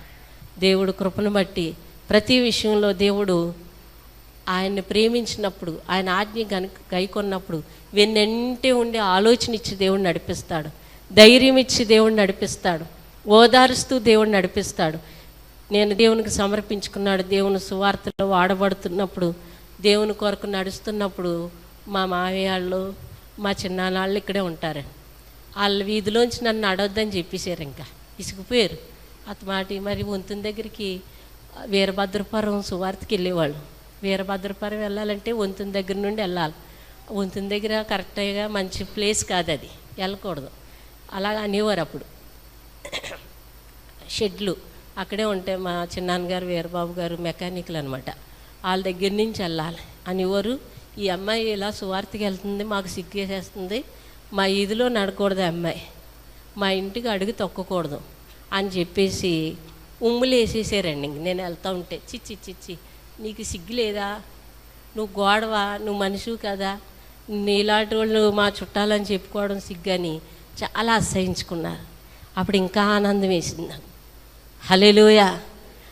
ఇంకా ఆనందం వేసింది. ఇంకా ఎక్కువ పరిచర్యకి తాపేశ్వరం నడిచి వెళ్ళిపోయేవాళ్ళు, సువార్త ప్రకటించి ఎప్పనపాడు వెళ్ళిపోయేవాళ్ళు. పంచు కట్టుకున్న పాస్టర్ గారు ఉండేవారు, వాళ్ళ చర్చిలకి వెళ్ళిపోయేవాళ్ళు. దేవుని సువార్త న్యూ కాలనీ వెళ్ళేవాళ్ళు, దేవుని సువార్తకి పాటి మీదకి వెళ్ళేవాళ్ళు. ఈ చుట్టుపక్కల అన్నీ కూడా దేవుని సువార్త చేయడానికి దేవుడు కృప చూపాడు. హల్లెలూయా. ఆ స్థితిలో ఉన్నప్పుడు చాలామంది మా చుట్టాలందరూ వాళ్ళకి సంబంధాలు తెచ్చుకునేవారు, కానీ నాకు ఎవరు సంబంధం తీసుకొచ్చేవారు కాదు. ఏదో ఎవరో ఒకళ్ళు రిక్షా ఎవరో ఒకళ్ళు దొరుకుతారులే, ఎవరెవరో తక్కువ వాళ్ళు దొరుకుతారులే అనేవారు. కానీ ఏఎస్ పౌలమ్మ గారు చక్కటి దైవజనుల సంబంధం కాకినాడ నుంచి తీసుకొచ్చారని. మా అమ్మంది ఇప్పుడు అప్పుడే చేయనండి, అప్పుడే వద్దనేది. నేను అనుకునేదాన్ని, నాకు ఒకటే ఆశ ఉండేది, సేవకులైతే రోజు సువార్త ప్రకటించవచ్చు కదా అనుకున్నాడు. అమ్మగారు అన్నారనమాట, ఈ పెళ్ళి ఎలాగన్నా చేయాలి, మా దగ్గర డబ్బులు లేవండి అమ్మ అన్నది. నేను ఇస్తాను, మీరు చెయ్యాలి తప్పకుండా, ఈ అమ్మాయి వాడబడుతుందని ఏఎస్ పౌలమ్మ గారు చెయ్యేసి నన్ను అభిషేకించి ప్రార్థన చేసి, నాకు పెళ్లి కూతురుని ఆవిడ మందిరం దగ్గరే చేశారు. తర్వాత నా పెళ్ళి నిశ్చితార్థం మందిరం దగ్గరే చేశారు. నా పెళ్ళికి కూడా అమ్మగారే దగ్గరుండి, ఏఎస్ పౌలమ్మ గారు మరి ఊరికి ఎంతో మంచి ఆత్మీయులు పెంతుకొస్తే తీసుకొచ్చిన వారు, గొప్ప పరిచర్య చేసిన ఆవిడ అమ్మగారు. వారి చేతుల మీదుగా నాకు వివాహం చేసినప్పుడు దేవుడు చక్కటి సేవను, చక్కటి సేవకుల కుటుంబాన్ని దేవుడు నాకు ఇచ్చాడు. స్తోత్రం చెప్దాం. హల్లెలూయా. అందరూ అర్థమవుతుందండి? హల్లెలూయా. చక్కటి సేవను దేవుడు అనుగ్రహించాడు. మా సంఘం చాలా పెద్దగా ఉండేది, 10,000 మంది పట్టిన సంఘం మాది. 10,000 మంది పడతారు ఇంచుమించు, పైన కింద కూడా కూర్చునేవారు. సంఘం అలా నడిపిస్తుండగా మా అత్తయ్య గారు మావయ్య గారు మరి ఆ ఊరికి ఫస్ట్ మందిరాన్ని స్థాపించి సంఘం కట్టి, ఆత్మీయులు వాళ్ళు ఎన్నో కష్టాలు పడి సంఘం స్థాపించినప్పుడు ఆ సంఘంలో నుండి కొంతమంది వెళ్ళి ఒక 50 మంది సంఘాలు పెట్టుకున్నారు. 50 మంది సేవకులు వారి సంఘాల్లో స్థిరపడ్డారు. మా సంఘం పెద్ద సంఘం, అది చాలా పెద్ద సంఘం. అది ఇంత ప్లేస్ ఉంటుంది, ఎకరం ప్లేసు. అందులోనే మాకు 6 గదులు ఉండేవి, మందిరం కూడా పెద్దది ఉండేది. అంత మందిరం అంత సంఘంలో మళ్ళీ సేవా జీవితంలోకి వచ్చిన తర్వాత కొన్ని ఇబ్బందులు ఎదురైనాయి. సేవలోకి వచ్చిన తర్వాత నాకు పెళ్ళయిన తర్వాత నేను ఒక ప్రార్థన చేసుకున్నాను, ప్రభా నాకు పిల్లలు అప్పుడే వద్దు ప్రభా, ముందు నాకు ఆత్మీయంగా కొంతమంది నన్ను సేవలో పెట్టావు కనుక నా ద్వారా కొంతమంది రక్షణ పొందిన తర్వాత అప్పుడు నాకు పిల్లల్ని ప్రభు అని ప్రార్థన చేసుకున్నాడు. నాకు గర్భఫలం 3 సంవత్సరాలు లేట్ అయింది.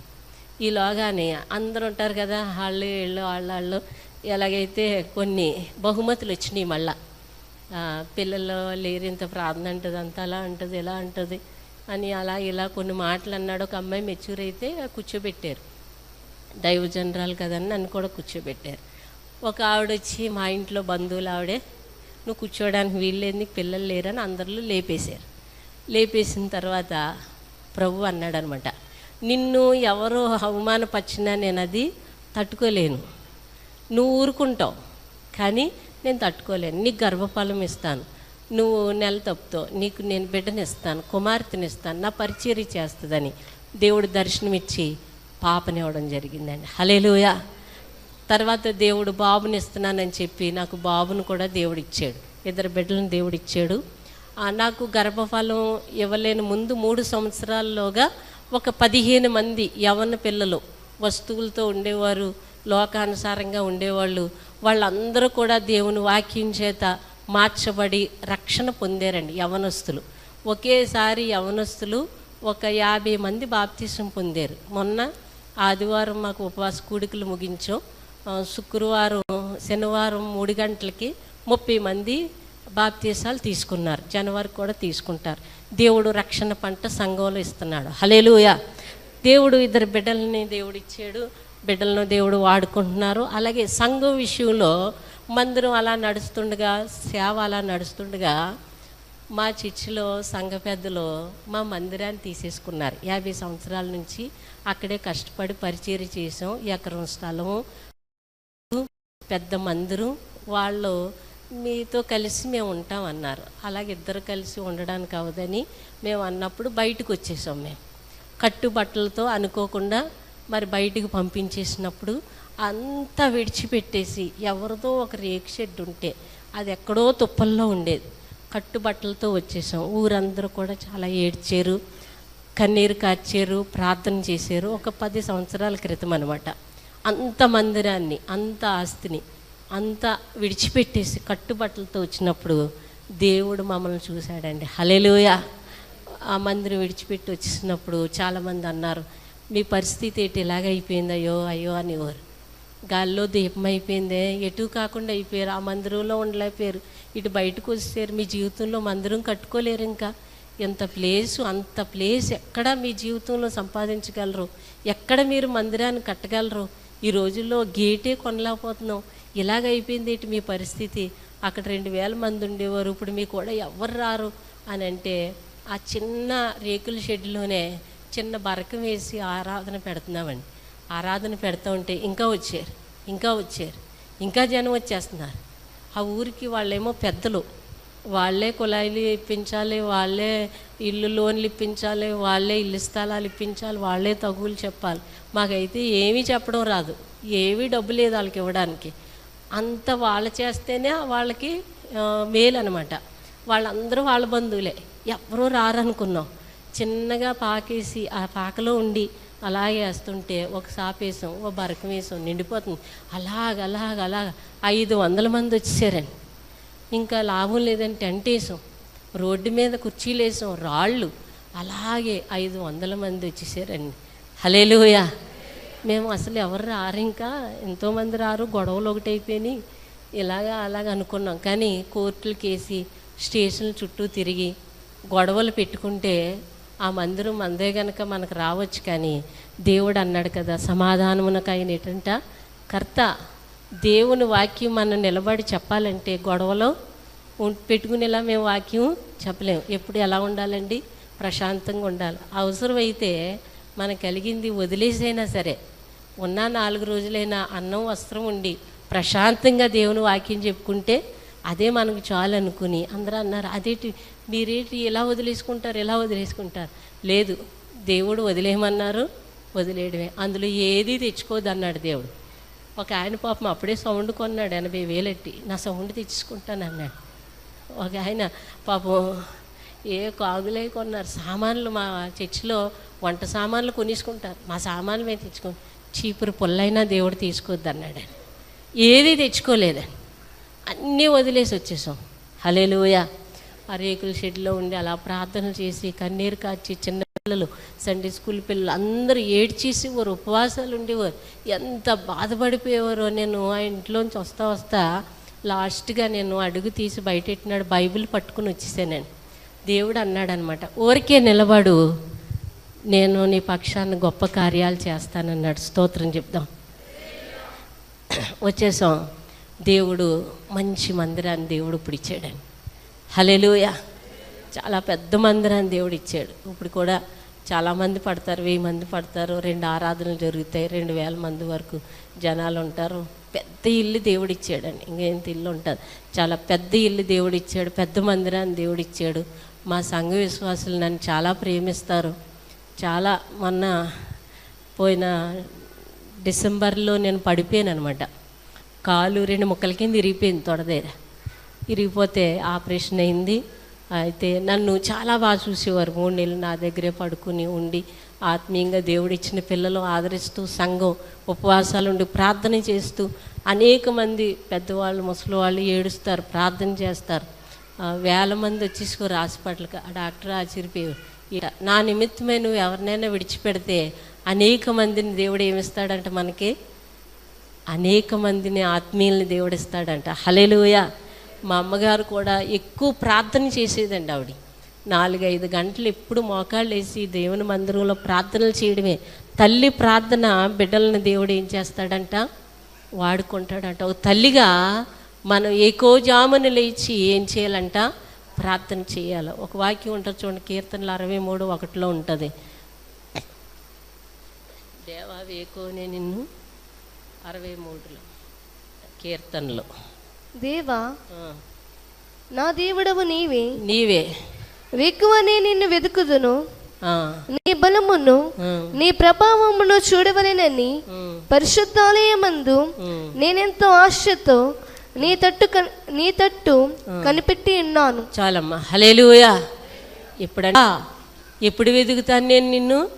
వేకోవనే లేచేదను, వేకోవనే ఏం చేస్తాను నేను? నిన్ను వెతికేదను. మన బిడ్డలో బాగుండాలంటే, మన కుటుంబాల్లో విజయాలు చూడాలంటే, మనం ఆశీర్వదించబడాలంటే, ఆత్మీయంగా దేవునికి దగ్గరగా ఉండాలంటే, దేవుని ఉద్దేశాలు మనం తెలుసుకోవాలంటే, దేవునితో సహవాసం చేయాలంటే మనం ఎప్పుడు లేచి ప్రార్థన చేయాలంట? వేకోవనే లేచి దేవుని సన్నిధిలో మొదటి జామునంట మనం ఏం చేయాలంట? ప్రార్థన చేయాలంట. ఏ స్త్రీలను దేవుడు పిలవనమ్మన్నాడమ్మా? కన్నీరు కార్చేవాళ్ళు, రోధించేవారిని, అంగలార్చేవారిని ఎవరు కోరుకుంటున్నారంట? దేవుడు కోరుకుంటున్నాడు. కడవరి దినాలు, చివరి దినాలు, దుర్దినాల్లో ఉన్నాం. మనం భయంకరమైన పరిస్థితుల్లో ఉన్నాం. చిన్నపిల్లలు పెద్దోళ్ళు మాట వింటున్నారండి? పెద్దలంటే గౌరవం లేదు, ప్రేమ లేదు. ఎక్కడ చూసినా చిన్నపిల్లలు చాలా సులువుగా అబద్ధాలు ఆడేస్తున్నారు. సాతాను చేతిలోనికి తీసేసుకుంటున్నాడు వాళ్ళని. సాతాను మన బిడ్డల్ని ఏలకుండా వారి చుట్టూ కంచి ఉండాలంటే మనం ఏం చేయాలంట? ప్రార్థన చేయాలంటే. ఎక్కడ చూసినా సెల్ ఫోన్లు ఎక్కువైపోయినాయి. మాట్లాడితే అలో అలో అలో అలో అనుకుంటే వెళ్ళిపోతున్నారు. మనం ఎదురుగా వెళ్ళినా సరే ఏమీ లేదు. ఏమన్నా అన్నాం అనుకోండి, అంతా పోనే. ఏం చేస్తున్నారో తెలియట్లేదు. బాగా దేనికి బాగా దగ్గర అయిపోతున్నారంటే దేవునికి కాదు కానీ దేనికండి? ఫోన్లకే. స్త్రీలు కూడా చాలామంది ఏమన్నా అంటే చాలు, ఇంటి దగ్గర మా ఆయన ఎలా అన్నాడు, మా అత్తగారు ఎలా అంది, మా తోటికోళ్ళు మాట్లాడితే ఏంటండి? ఫోనే.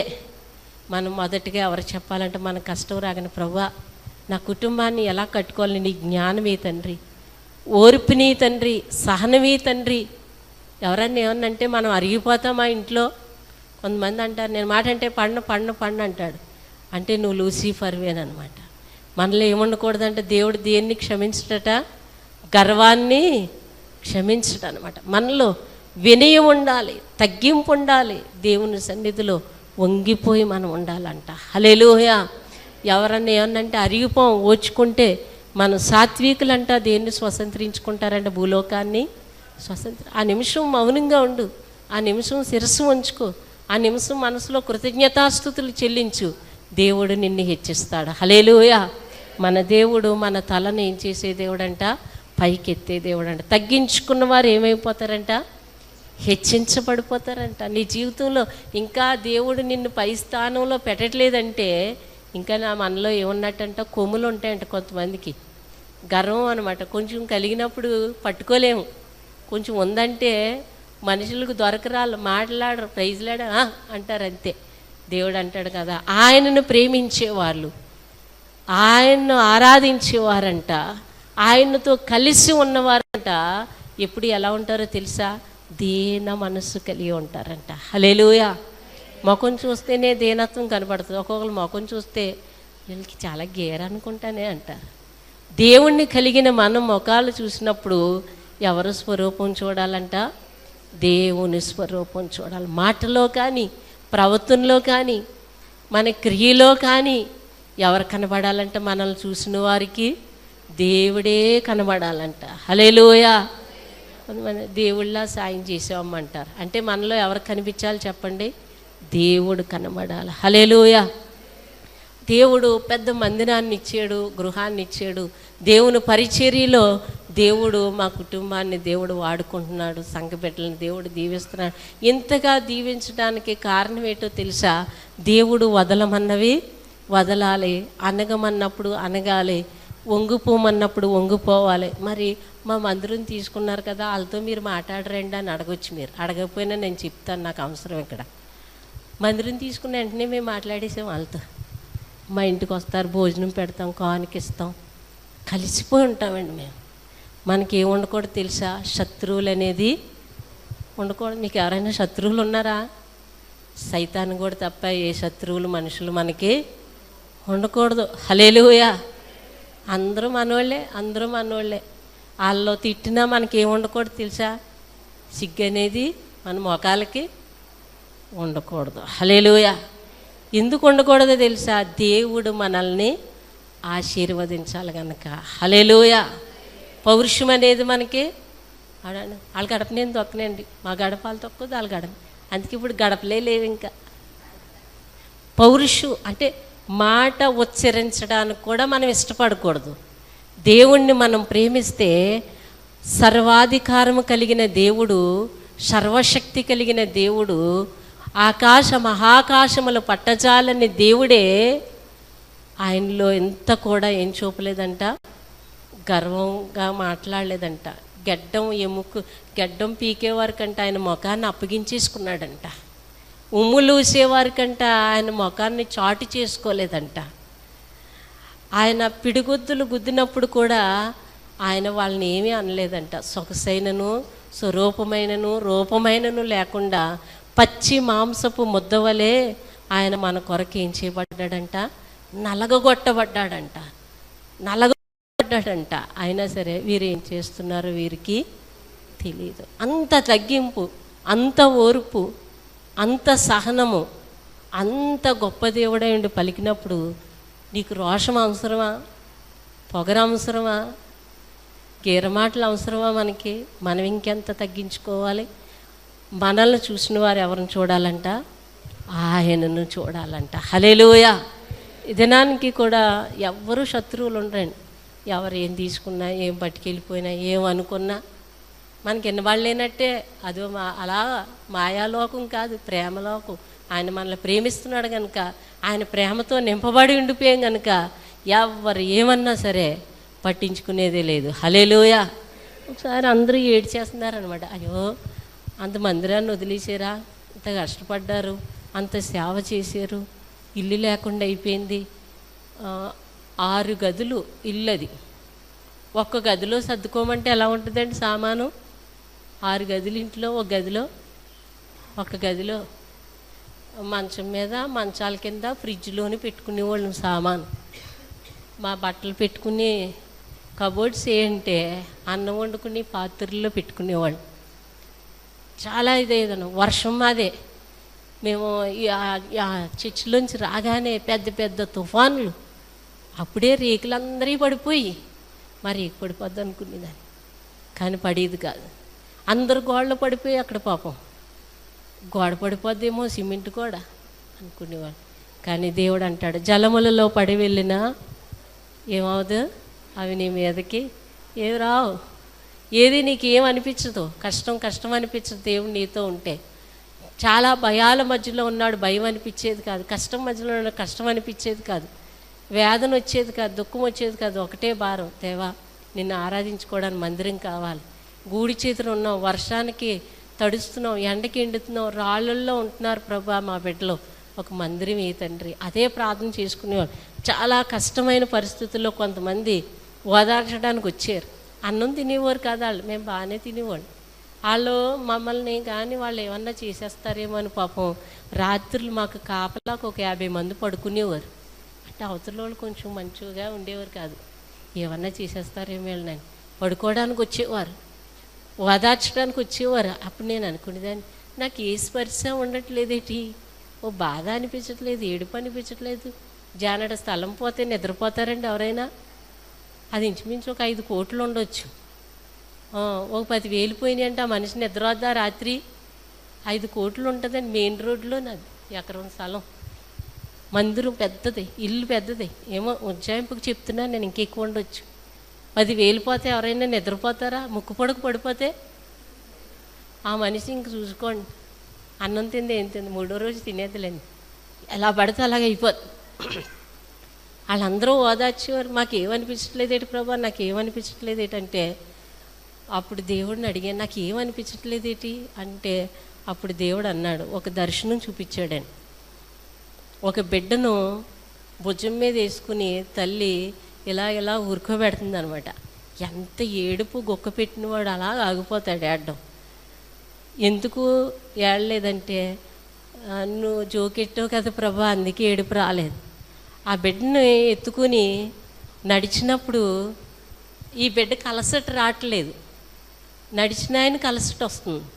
ఎందుకంటే నువ్వు ఎత్తుకున్నావు కదా ప్రభా, నీకు అలసట వస్తుంది, కానీ భుజాన్నున్న బిడ్డకి ఏం అలసట రాదు. పరిగెత్తినప్పుడు నువ్వు పరిగెడుతున్నావు కదా ప్రభా, భుజాన్నున్న బిడ్డకి అలసట రాదు. అప్పుడు దేవుడు అన్నాడు, నేనే నిన్ను భుజం మీద ఎత్తుకున్నాను, నేనే ఎత్తుకున్నాను, నీకు ఏ భారం తగలకుండా నేనున్నాను కనుక నీకేమీ అనిపించదు అన్నాడు దేవుడు. హల్లెలూయా. అందుకే మన భారం అంట మనం ఏం చేయలేమంట, మోయలేమంట.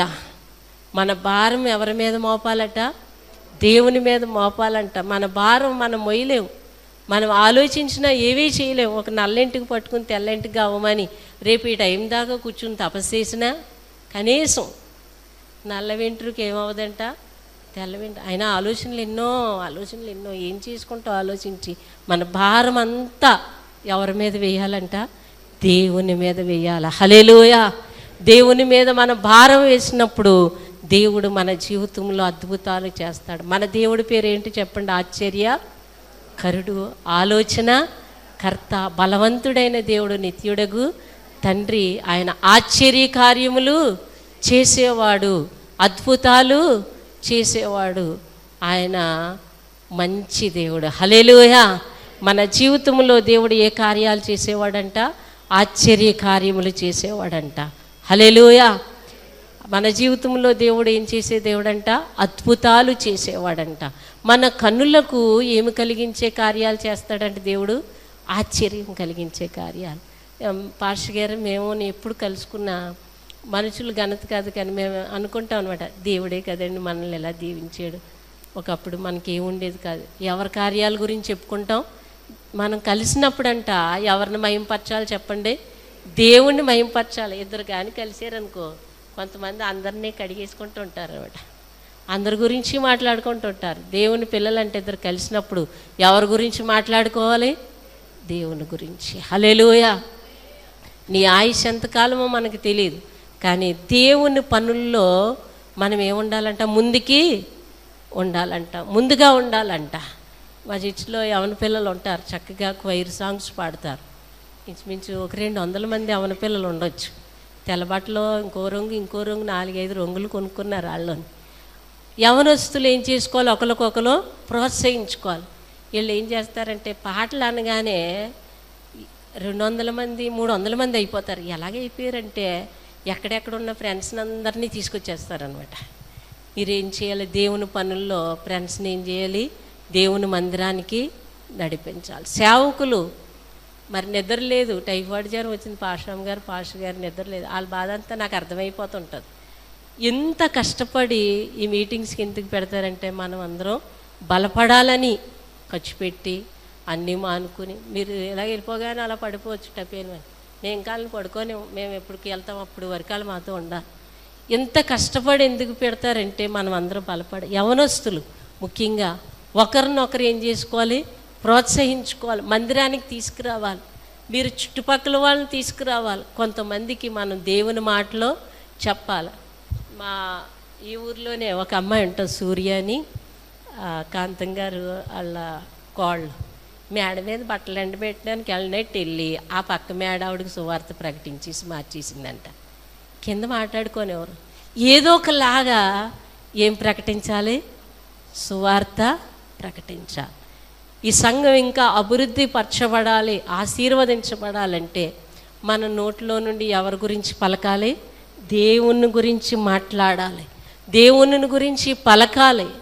మనం ఇంతకాలం ఉన్నాను, నా జీవితంలో ఇల్లు కట్టేసానులే, పిల్లకి పెళ్లి చేసానులే, నేను మనవల్ని ఎత్తేసానులే, అది పర సంబంధమైన ఆశీర్వాదం కాదు. కానీ మనము భూలోకం మీద బ్రతికి ఉండగానే దేవుడిచ్చిన ఆయుష్లో ఒక్కరినైనా రక్షణ మార్గంలో నడిపించామా? ఒక్కరినైనా మందిరాన్ని నడిపించామా? రోజుకి ఒకరికైనా దేవుని మాట చెప్పగలుగుతున్నామా అని మనం ఏం చేసుకోవాలంట? ప్రశ్నించుకోవాలి. దాని గురించి ఎవరిని అడగాలంట? మనము దేవుణ్ణి అడగాలంట. ప్రభువా, నన్ను వాడుకో తండ్రి, నీ పాత్రగా వాడుకో తండ్రి. నా ద్వారా కొంతమంది మందిరానికి రావాలి ప్రభువా, నా ద్వారా కొంతమంది రక్షణలోనికి నడిపించబడాలి తండ్రి. నీ పిల్లలు నువ్వు వస్తే ఎక్కడికి రావాలి? మందిరానికి రావాలి. నీతో నీ భర్త రావాలి. కొంతమంది భర్తలను పెళ్ళిళ్ళకి తీసుకెళ్ళిపోతుంటారు. నువ్వు రాకపోతే నేను వెళ్ళను, ఫ్యామిలీని రమ్మన్నారు వాళ్ళంట. మందిరానికి తీసుకురారు చాలామంది. బ్రతిమలాడైనా సరే మందిరానికి కుటుంబాలని తీసుకురావాలి. యవనస్తులు మీకు మీరే ప్రోత్సహించుకోవాలి. నాకు కొంచెం కీళ్ళ నొప్పులు వచ్చి కాళ్ళు అవి బలహీనం అయిపోయినాయి. కొంచెం ఎక్కువగా నడవలేను, చేయలేను. కానీ నేను అలా కూర్చుని ఒక మాట చెప్తే చాలు, చాలా పనులు అలాగలా జరిగిపోతూ ఉంటాయి. మాకు పెడదామని ఉంటుంది. ప్రోత్సహించిన వాళ్ళు ఎవరో తెలుసా? మీరే సంఘం. హల్లెలూయా. అలా ప్రోత్సహించి పడిపోతారు. చాలామంది వచ్చేస్తూ ఉంటారు. అంటే ఈ ఎమ్మెల్యే ఆ అమ్మని, ఆ ఎమ్మెల్యే ఆ అమ్మని, అనేక మంది నీ వీధిలో ఉన్నారే, వాళ్ళకి దేవుని మాట నువ్వు చెప్పాలి. దేవుని ప్రేమను చూపాలి. దేవుని గురించి మాట్లాడాలి. దైవజనుల దగ్గరికి రండి. ఒక చిన్న కుమార్తె నయమానికి ఏం అందించింది చెప్పండి? సువార్త అందించింది. నువ్వు నోట్లో మాట చెప్పలేవా? దేవుని గురించి చెప్పకపోతే ఎందుకు మన బ్రతుకుకి ఏమి లేదో తెలుసా? విలువ అనేదే లేదు. మనం ఎవరి గురించి కడవర దినాల్లో ఉన్నాం. నీ వీధి వారికి, నీ ఇరుగు పొరుగు వారికి, నీ పిల్లలకి, నీ భర్తకి ఏం చెప్పాలి? దేవుని గురించిన మాటలు పలకాల. హల్లెలూయా, హల్లెలూయా. ఎందుకు దేవుని మాటలు పలకకపోతే ఎందుకు? మన సంఘాన్ని మనమే ఏం చేసుకోవాలి చెప్పండి? సేవకులు ఎంతైనా ప్రయాసపడుతూ ఉంటారు. మీరు రాలేంది మేమేమైనా చేయగలమా? కోటాలని చెప్పేస్తూ ఉంటాం. మీరు రాకపోతే మేము ఏం చేయం చెప్పండి? ఇంత కోట పెట్టాము, ఇంతమందేనా, మిగతా వాళ్ళు మీరు అందరూ వస్తారు, మేము ఇక్కడ కూర్చుని ఏం చేస్తాం తెలుసా? ఇంకా ఎవరు రాలేదు, ఆవిడ రాలేదే మానేసింది, ఈవిడ రాలేదే మానేసింది అని మీ మొఖాలు చూడడం, కూసేపు ఆడడం. అయ్యో ఆవిడ రాలేదు, ఈవిడ రాలేదని ఏడుస్తూ ఉంటాం సేవకులు. ఎబ్రిలో ఉంటుంది. మీ పై నాయకులుగా ఉన్నవారిని ఎప్పుడు కూడా మీరు ఏం చేయకూడదంట? దుఃఖ పెట్టకూడదంట. వారి సంతోషంతో ఏం చేయాలంట? సంఘాన్ని నడిపించాలంట. హల్లెలూయా, హల్లెలూయా. మనం ఏం చేయాలంటే ఒకరినొకరు ఏం చేయాలి? ప్రోత్సహించుకోవాలి. అనేక మందిని దైవ మందిరానికి నడిపించాలి. దేవుని గురించి ఏం చేయాలంట? చెప్పాలంట. చెప్పడం కాకుండా కొన్నిసార్లు దేంతో ప్రేమించాలంట? మనము క్రియలతో కూడా ప్రేమించాలంట. హల్లెలూయా. ఒక ఆవిడ వస్తుంది, అన్నం వండుకోలేదంటే, అయ్యో అన్నం వండుకోలేదా అండం కాదు. కానీ మనం ఏం చేయాలంటే వాళ్ళకి, అమ్మా కేజీ బియ్యం తీసుకోమ్మా, వండుకోమ్మా. నేను అలాగే ఎట్టి మనిషిని ఏం కాదు, నేను తక్కువ దాన్ని కాదు, ఎవరికి ఎట్టను కాదు. దేవుడి ప్రేమ నాలో ఉంది. దేవుడు తన కుమారుణ్ణి భూలోకానికి మన కొరకు ఇచ్చాడు కనుక, ఇచ్చే గుణం ఆయనలో ఉంది, ఆయన ప్రేమ ఉంది కనుక నేను ఇస్తున్నానని ప్రతి విషయంలో కూడా పెట్టేవారిగా ఉండాలి. కొంతమంది నాకే లేదు నేనే పెట్టను అంటూ ఉంటారు. యెహోవా నా కాపరి, మరి లేదు లేదని ఎందుకంటాం మనం? ఎప్పుడు ఏమనకూడదంట మనం? నాకు లేం కలగదు. ఎప్పుడు మనం ఉన్నవారిగానే ఉండాలి. హల్లెలూయా. ఎప్పుడు పెట్టేవారిగానే ఉండాలి. అమ్మెట్టలేదు, మా అత్తగారండి, మా ఆడబడిసికి ఎడుతుంది కానివ్వండి, మా తోటికోళ్ళకి ఎడుతుంది కానీ నాకు ఎట్టదేను ఎట్టదా? దేవుడు నీకు అవకాశం ఇస్తున్నాడేమో, నిన్నే మీ అత్తగారికి పెట్టమని పకోడీలు ఉండి అట్టుకెళ్ళిట్టు, గారెలు ఉండి అట్టుకెళ్ళిట్టు, చీర కొని పెట్టు. ప్రేమ ఏం చేస్తుందంట? దోషములను కప్పుతుందంట. మొదట ఆజ్ఞ ఏంటండి? ఆజ్ఞల్లో ప్రేమే. హల్లెలూయా. చూడలేని దేవుణ్ణి ప్రేమిస్తున్నావంటే ఆయన ఇష్టపడ్డు. చూస్తున్న సహోదరిని ప్రేమించు. వాళ్ళ ప్రేమించలేదు, వీళ్ళ ప్రేమించలేదని కాదు, నువ్వు ప్రేమించు ముందు. మనం ఏం చేయాలంట? ప్రేమను పంచాలి. నీకు కలిగిన దానిని ఇతరులకి పెట్టాలి. పెట్టినప్పుడు అనేక మంది దేవుని ప్రేమను చూసి దేవుని మందిరానికి వస్తారు. హల్లెలూయా. నీకు కలిగింది ఇవి, పెట్టే టైంలో పెట్టు, ఇచ్చే టైంలో ఇవి. ఒక మంచి సలహా ఈ బాధల్లో ఉంటే బాధపడకమ్మా, దేవుడు గొప్పోడు, అనేక మంది అప్పులు తీర్చాడు, నీ అప్పులు తీరుస్తాడు, నేను నీ కోసం ప్రార్థన చేస్తాను, దైవజనులు చేస్తారు, ఒక్కసారి రా అని మనం ఏం చేయాలంట? దేవుని మాటలు చెప్పాలి. దేవుడు మనల్ని ఉప్పులా ఉండమన్నాడంటే ఎలా ఉండమన్నాడండి? ఉప్పులా. నీ మాట ఉప్పులా ఉండాలి. నీ మాట ఎలా ఉండాలంట? నొప్పి తగిలించేలా ఉండకూడదు. ఒకవేళ మాట ఇంకెళ్ళి చచ్చిపోతారు. ఇంకా ఒక మాట ఆడారంటే సముద్రంలో దూకేస్తారనమాట. అలా ఉంటుంది ఒక్కొక్కల మాట. అని మన మాట ఎలా ఉండాలంట? ఉప్పులా ఉండాలంట. మృదువైన మాట కోపాన్ని ఏం చేస్తుందంట? కొంతమంది భర్తలు అంటారు, తెచ్చేవాళ్ళే చేసేవాళ్ళే నీ పోటే అంట. పాప ఆయన గిలగిలగిల్లా ఆడేస్తాడు. ఇద్దామని వస్తాడు, వెనక్కి మూర్ఖురాలు ఏం చేస్తుందంటే ఇల్లుని పీకేసి, నువ్వు ఇవ్వకపోతే ఎవరిస్తారు, నువ్వు చాలా మంచివాడు, నువ్వే ఖర్చు పెట్టుకోలేదా, నాకు ఇవ్వడానికి వచ్చావా, ఈ మాట ఏం చేస్తుందండి, వచ్చేలా చేసుకోగలం. ఆ మాట ఏం చేస్తుంది, పట్టుకెళ్ళిపోయా. ఎప్పుడు కూడా ప్రార్థన చేసేవారు మాటలు కత్తిపోటుల్లాగా ఉండవండి. హల్లెలూయా. ప్రార్థన చేసేవారు, దేవునితో సహవాసం చేసేవారు, దేవుణ్ణి ప్రేమించిన వారు, దేవునికి భయపడిన వారు ఎలా ఉంటారో తెలుసా, మృదువైన మాట మాట్లాడతారు. వాళ్ళలో దేవుని ప్రేమను అనేక మందికి చూపించగలుగుతారు. హల్లెలూయా. స్తోత్రం చెప్తా. హల్లెలూయా. దేవుడు ఈ ఉపవాస కూడికల్లో నిన్ను దేవుడు దీవిస్తున్నాడు. హల్లెలూయా. నీ ద్వారా కొంతమంది ఇక్కడ మందిరానికి రాబోతున్నారు. స్తోత్రం చెప్దాం. రక్షణ లేని వారి కొరకు ప్రార్థన చేయి. 3 దినాలు ఎవరైతే రక్షణ లేరో నీ కుటుంబంలో వారిని దేవుడు మార్చబోతున్నాడు. హల్లెలూయా. ఉపవాస కూడికలు, ఉపవాసం గురించి చిన్న మాట చెప్పి నేను ముగించేస్తాను. యోనా రాసిన గ్రంథంలో 3వ అధ్యాయంలో కొన్ని మాటలు ఉంటాయి. ఇక్కడ 3వ అధ్యాయం 1వ వచనంలో, అంతటా యెహోవా వాక్కు 2వ మారు యోనాకు ప్రత్యక్షమై సెలవిచ్చినదేమనగా, నీవు లేచి నినివే మహాపురమునకు పోయి నేను నీకు తెలియచే సమాచారము దానికి ప్రకటన చేయము. కాబట్టి యోనా లేచి యెహోవా సెలవిచ్చిన ఆజ్ఞ ప్రకారము నినివే పట్టణమునకు పోయెను. నినివే గొప్పదై 3 దినముల ప్రయాణమంతా పరిమాణము గల పట్టణం. యోనా ఆ పట్టణములో 1 దిన ప్రయాణమంత దూరము సంచరించుచు ఇక 40 దినములు నినివే పట్టణము నాశనమగునని ప్రకటన చేయగా, నినివే పట్టణపు వారు దేవుని యందు విశ్వాసముంచి ఉపవాస దినము చాటించి గనులేమి అల్పులేమి అందరూ గోనెపట్ట కట్టుకొనిరి. ఆ సంగతి నినివే రాజునకు వినబడినప్పుడు అతడు తన సింహాసనము మీద నుండి దిగి తన రాజవస్త్రమును తీసివేసి గోనెపట్టు కట్టుకొని బూడిదలో కూర్చుండెను. మరియు రాజైన తానును ఆయన మంత్రులను ఒకవేళ దేవుడు మనస్సు త్రిప్పుకొని పశ్చాత్తాపపడి మనము లయము కాకుండా తన కోపాగ్ని చెల్లార్చుకొనును గనుక మనుషులు ఏదియు పుచ్చుకొనకూడదు. పశువులు గాని ఎద్దులు గాని గొర్రెలు గాని మేత మేయకూడదు, నీళ్లు త్రాగకూడదు. మనుషులందరూ తమ దుర్మార్గములను విడిచి తాము చేయి బలాత్కారమును మానివేయవలెను. మనుషులు విడిచిపెట్టమన్నా విడిచిపెట్టు.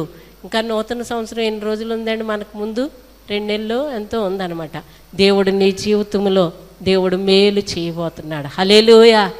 నీ మీదున్న కీడులు, నీ మీదున్న అపజయాలు, నీ కన్నీరుని దేవుడు నాట్యంగా మార్చి దేవుడు ఏం చేయబోతున్నాడంట, మేలు చేయబోతున్నాడు. 10వ వచనంలో ఉంది కదా, అక్కడ ఏమన్నా చూడండి, లాస్ట్ మాట, నిలివే వారందరూ తమ చెడు నడతను మానుకొని వారు చేయుచున్న క్రియలను దేవుడు చూచి పశ్చాత్తాపపడి తాను చేయుదునన్న మాట ఇచ్చిన కీడు చెయ్యక మానేసాడంట. హల్లెలూయా. ఇక మీదట ఎప్పటి వరకు మనం చేసినవన్నీ కూడా దేవుణ్ణి గాయపరచొచ్చు, దేవుణ్ణి ఆయాసపరచొచ్చు, దేవునికి నిన్ను దూరం చేసే పనులు నువ్వు చేయొచ్చు. కానీ ఈరోజు నా తండ్రి, నీకే నేను దూరం అయితే ఈ లోకంలో సంతోషంగా బ్రతకలేను, నీకు వేరుగా ఉండి నేను ఫలించలేను, అభివృద్ధి చెందలేను ప్రభా అని నువ్వు ఏడుస్తే దేవుడు అంటాడు కదా, ఇక్కడ జరిగిపోయిందంతా జరిగిపోని అని దేవుడు ఏం చేస్తాడంట, జాలితో కరుణతో నిన్ను అత్తుకుని నీ జీవితంలో నీ కుటుంబంలో దేవుడు మేలు చేయబోతున్నాడు. స్తోత్రం చెప్దాం. హల్లెలూయా. హల్లెలూయా. మేలు చేయబోతున్నాడు. హల్లెలూయా. దేవుడు మరలా మీకు పెద్ద మందిరాన్ని, మంచి మందిరాన్ని దేవుడు ఇక్కడ కట్టించబోతున్నాడు. స్తోత్రం చెప్దాం. హల్లెలూయా. దైవజనులు చక్కటి మందిరాన్ని కట్టాలని ఆశపడుతున్నారు. మీరు అందరూ ఏం చేయాలండి, ప్రార్థన చేయాలి. మా మందిరం చాలా పెద్ద స్తంభాలు వేసి చాలా పెద్దగా కట్టాం. దాని కొరకు 45 రోజులు రాత్రులు ఉపవాసాలుండి సంఘం ప్రార్థన చేశారు. ప్రార్థన ద్వారానే ఏదైనా చేయగలం. డబ్బులు బట్టి, ధనాన్ని బట్టి, జ్ఞానం ఉంటే ఏం చేయలేం. సేవకులకి సంఘ ప్రార్థన చాలా అవసరం. తీర్మానం తీసుకోండి. సంఘంలో నేను మందిరంలోకి వచ్చి రోజుకు 1 గంట ప్రార్థన చేస్తాను, మా సంఘం అభివృద్ధి చెందాలి. నేను వారానికి 1 రోజు ఉపవాసం ఉంటాను, మా మందిరం త్వరగా కట్టబడాలి. నేను వారానికి 1 గంట వచ్చి ప్రార్థన చేస్తాను, మా దైవజనులు వాడబడాలి, ఆరోగ్యంగా ఉండాలని. మీరు అందరూ ప్రార్థన చేస్తే దేవుడు మన సంఘాన్ని దీవిస్తాడు. మీరు దైవజనుల కొరకు, మందిరం కొరకు, సంఘము కొరకు ప్రార్థించినప్పుడు దేవుడు మీ కుటుంబాల్లో గొప్ప కార్యాలు చేస్తాడు. హల్లెలూయా. మా సంఘంలో బిడ్డలందరూ కూడా ఎక్కువ ప్రార్థన చేస్తారు, పరిచర్య చేస్తారు. నన్ను ఏ పని చేయనివారు, చాలా బాగా చూసుకుంటారు, చాలా బాగా చూస్తారనమాట. రోజుకి ఒక 20 మంది ఇంటికి వస్తారు, ఏదో ఒకటి చేస్తారు. నేను వాక్యం చెప్పడం, ప్రార్థన చేయడమే. చాలా బాగా చూసుకుంటారన్నమాట. బాగోపోతే ఏదో ఒకటి తెచ్చి పెడుతుంటారు. క్రియల ద్వారా కూడా మనం ఏం చేయాలంట? ప్రేమను వ్యక్తం చేయాలి. హల్లెలూయా. దైవజనులను ప్రేమిస్తే ఎవరిని ప్రేమించినట్టట? అబ్రహాముని దీవించిన వారు దీవించబడుదురు, అబ్రహాముని శపించిన వారు ఏమో. హల్లెలూయా. దైవజనులు ఎప్పుడు ఏం చేయాలంటే మనం, మా దైవజనులు ఇంకా వాడుకో ప్రభా, ఇంకా దీవించు తండ్రి, ఇంకా నడిపించు ప్రభా, మేము మందిరం కట్టుకోవాలి ప్రభా. మందిరం కట్టుకోవడం అనేది, దావీదు మందిరం కడదామంటే దావీదుతో దేవుడు అంటాడు, నువ్వు కట్టవు కానీ నీ కుమారుడైన సొలొమోను కడతాడు. మందిరం కూడా ఎవరు పడితే వాళ్ళు కట్టడానికి అవ్వదు, కానీ దేవుడు ఏర్పాటు చేసుకున్న వాళ్ళు, దేవుడు కోరుకున్న వాళ్ళే మందిరాన్ని కట్టగలరు. మందిరం కట్టుకోవడం అంటే దేవుడు మీకు ఇచ్చిన ధన్యత ఈ తరంలో. మరి వారు మందిరం కట్టడం అంటే దేవుడిచ్చిన కృప. మా మందిరం కొరకు మా సండే స్కూల్ పిల్లలు డిబ్బీలు వేసుకునేవారు. ₹1, పాపలు కొనుక్కున్న డిబ్బీలన్నీ కూడా చర్చికి వాళ్ళు ఇచ్చారనమాట. ఒక అమ్మాయి అయితే యవనస్తురాలే, ఆ అమ్మాయి IAS చదవాలని అనుకునేది అనమాట, బాగా చదవాలనుకునేది. ఆ అమ్మాయి అయితేని దేవునికి సమర్పించేసుకుంది. గొలుసులు, చెవిలీలు అన్నీ దేవుని మందిరం కట్టమని అన్నీ ఇచ్చేసి ఏమీ వేసుకోవట్లేదు ఇప్పుడు ఆ అమ్మాయి కూడా. కొంతమంది వస్తువులు కూడా మందిరానికి ఇచ్చారు. దొరలు గిరలు ఎవరు ఏమి ఇవ్వలేదు. మా సంఘ బిడ్డలు బాగా లేనోళ్ళు అయినప్పుడు కూడా మనం వంతుకి ఆ మందిరంలో ఈ యొక్క గోడలో, ఇసుకలో, ఇటుకలో నా యొక్క దేవుడు ఇచ్చింది ఉండాలి అన్న ఆశతో మందిరానికి చాలామంది సహకరించారు. దేవుడు అలాగా మందిరాన్ని కట్టడానికి దేవుడు సహాయం చేశాడు. దైవజనులు మందిరం కట్టాలనుకుంటున్నారు. మనం అందరం ప్రార్థన చేద్దాం. ఉపవాస కూడికలు ఇంకా దేవుడు ఘనంగా జరిగించబోతున్నాడు. మీరే కాదు, మీరందరూ మాట ఇవ్వాలి. కొంతమందిని తీసుకొస్తారా రేపు సాయంత్రం? నేను లైవ్లో చూసుకుంటానులేండి మిమ్మల్ని. తీసుకొచ్చారో లేదు, తీసుకొస్తారా? స్తోత్రం చెప్దాం. కొంతమందికి ఏం చేయాలి? మీరు దేవుని గురించి చెప్పాలి. యవనస్తులు ఏం చేయాలి? మీరు, నువ్వు బైబిల్ చదివానికి ఇంకొకరిని బైబిల్ చదివా, మనం అందరం పాటలు నేర్చుకుందాం, మనందరం వద్దాం, మనందరం ఉందామని మీకు మీరు ప్రోత్సహించుకోవాలి. స్త్రీలకు స్త్రీలు ఆ పాశ్రం గారిని ప్రార్థన ఎట్టుకుమందాం. మనం అందరం అమ్మగారిని కూర్చోబెట్టి మనం కూడా ప్రార్థన చేసుకుందాం. చేయి పట్టుకుని ప్రార్థన చేసుకుందాం. మీరు చేస్తారులేండి. అయినా మా చర్చిలో అలాగ అందరూ కలిసి ఉంటారు కాబట్టి మనం అందరం ఒకే సంఘం, అందరం మన తండ్రి యేసయ్య, మనం అందరం కలిసి దేవుని రాజ్యాన్ని కడదాం. హల్లెలూయా, హల్లెలూయా. దేవుడు మీకు మేలు చేయబోతున్నాడు, మీ కుటుంబాలని దీవించబోతున్నాడు, సంఘ సరిహద్దుల్ని విశాలపరచబోతున్నాడు. మళ్ళీ వచ్చే ఉపవాస కూటాలకి ఇంకా నూతన ఆత్మలు, విగ్రహారాధన కుటుంబాల్లో ఉన్న ఆత్మలు దేవుడు అప్పగించబోతున్నాడు. ఇక్కడ స్వస్థత కార్యాలు, మేలైన కార్యాలు, దేవుడు కనులకు ఆశ్చర్యం కలిగించే కార్యాలు ఇక్కడ చేయబోతున్నాడు. దైవజనుల దేవుడు బహుబలంగా వారి బిడ్డలని, కుటుంబాన్ని దేవుడు వాడుకోబోతున్నారు. మనం అందరూ కూడా మోకరిందాం, ప్రార్థన చేసుకుందాం. దేవుడి మాటలు ముగించిన గాక అందరూ ప్రార్థన చేద్దాం. 2 చేతులు చాపి స్తోత్రం చెల్లిందాం. ఈ మధ్యాహ్న కాల సమయంలో ప్రభా మాతో మాట్లాడేవు దేవా ప్రభా అని ప్రతి ఒక్కరూ ప్రార్థన చేద్దాం.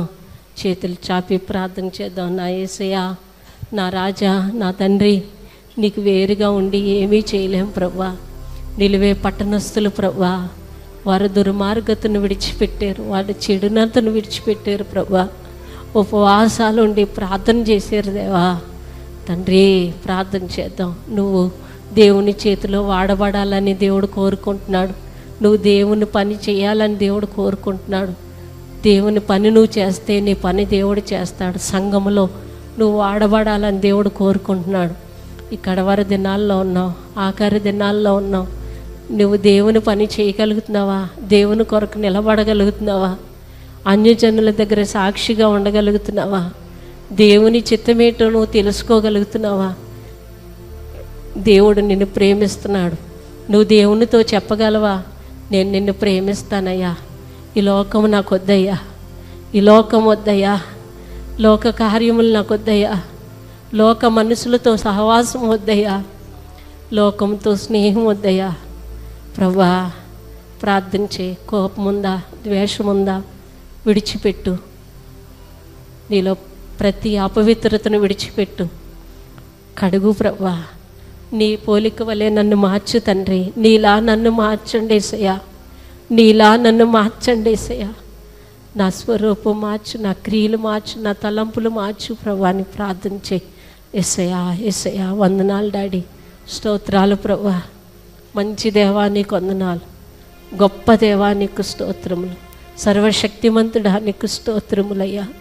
నువ్వు కరుణించే దేవుడు, కృప చూపిన దేవుడు, వాత్సల్యత కలిగిన దేవుడు, జాలి చూపే దేవుడు అయ్యా. నువ్వు లేకుండా మేము ఉండలేమేసయ్యా, నువ్వు లేకుండా మేము బ్రతకలేమేసయ్యా. స్తోత్రం స్తోత్రం స్తోత్రం. స్తుతి స్తుతి స్తుతి స్తుతి. మహిమ ఘనత ప్రభావం నీకే రాజా. హల్లెలూయా హల్లెలూయా.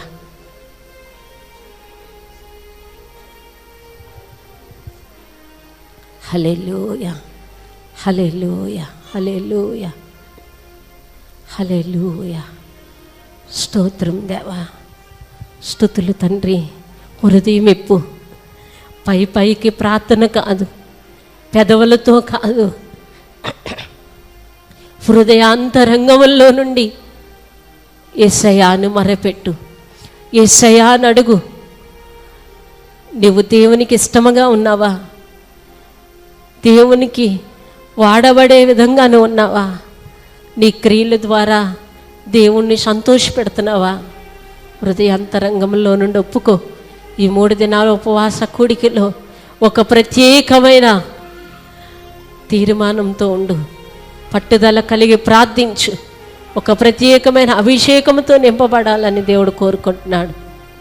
హల్లెలూయా హల్లెలూయా హల్లెలూయా హల్లెలూయా హల్లెలూయా హల్లెలూయా. నా రాజా, నా దేవానికి స్తోత్రము డాడీ, స్తుతులు డాడీ, మహిమ డాడీ. తీర్మానం తీసుకో. నీ ద్వారా మందిరానికి మేలుకరంగా ఉన్నావా? సేవకులకి ప్రోత్సహించే రీతిగా ఉన్నావా? దేవుని పని ఏమైనా చేయగలుగుతున్నావా? పరీక్షించుకో. హల్లెలూయా హల్లెలూయా హల్లెలూయా హల్లెలూయా. స్తోత్రం డాడీ. హల్లెలూయా హల్లెలూయా హల్లెలూయా హల్లెలూయా హల్లెలూయా. ప్రార్థన చేసుకో. ఈ మధ్యాహ్న కాలం రాత్రి కూడిక జరగబోతుంది.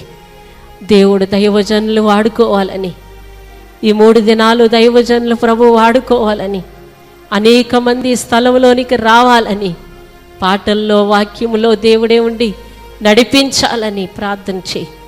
దైవజనులకు దేవుడు ఆరోగ్యం ఇచ్చి వాడుకోవాలని ప్రార్థించు. స్తోత్రం దేవా, స్తోత్రం దేవా. అనేక మంది గ్రామంలో ఉన్నవారు రక్షించబడి దైవ మందిరానికి రావాలని ప్రార్థించు. స్తోత్రం డాడీ. హల్లెలూయా హల్లెలూయా హల్లెలూయా హల్లెలూయా హల్లెలూయా. దావీదు కుమారుడా, నన్ను దాటిపోకయ్యా,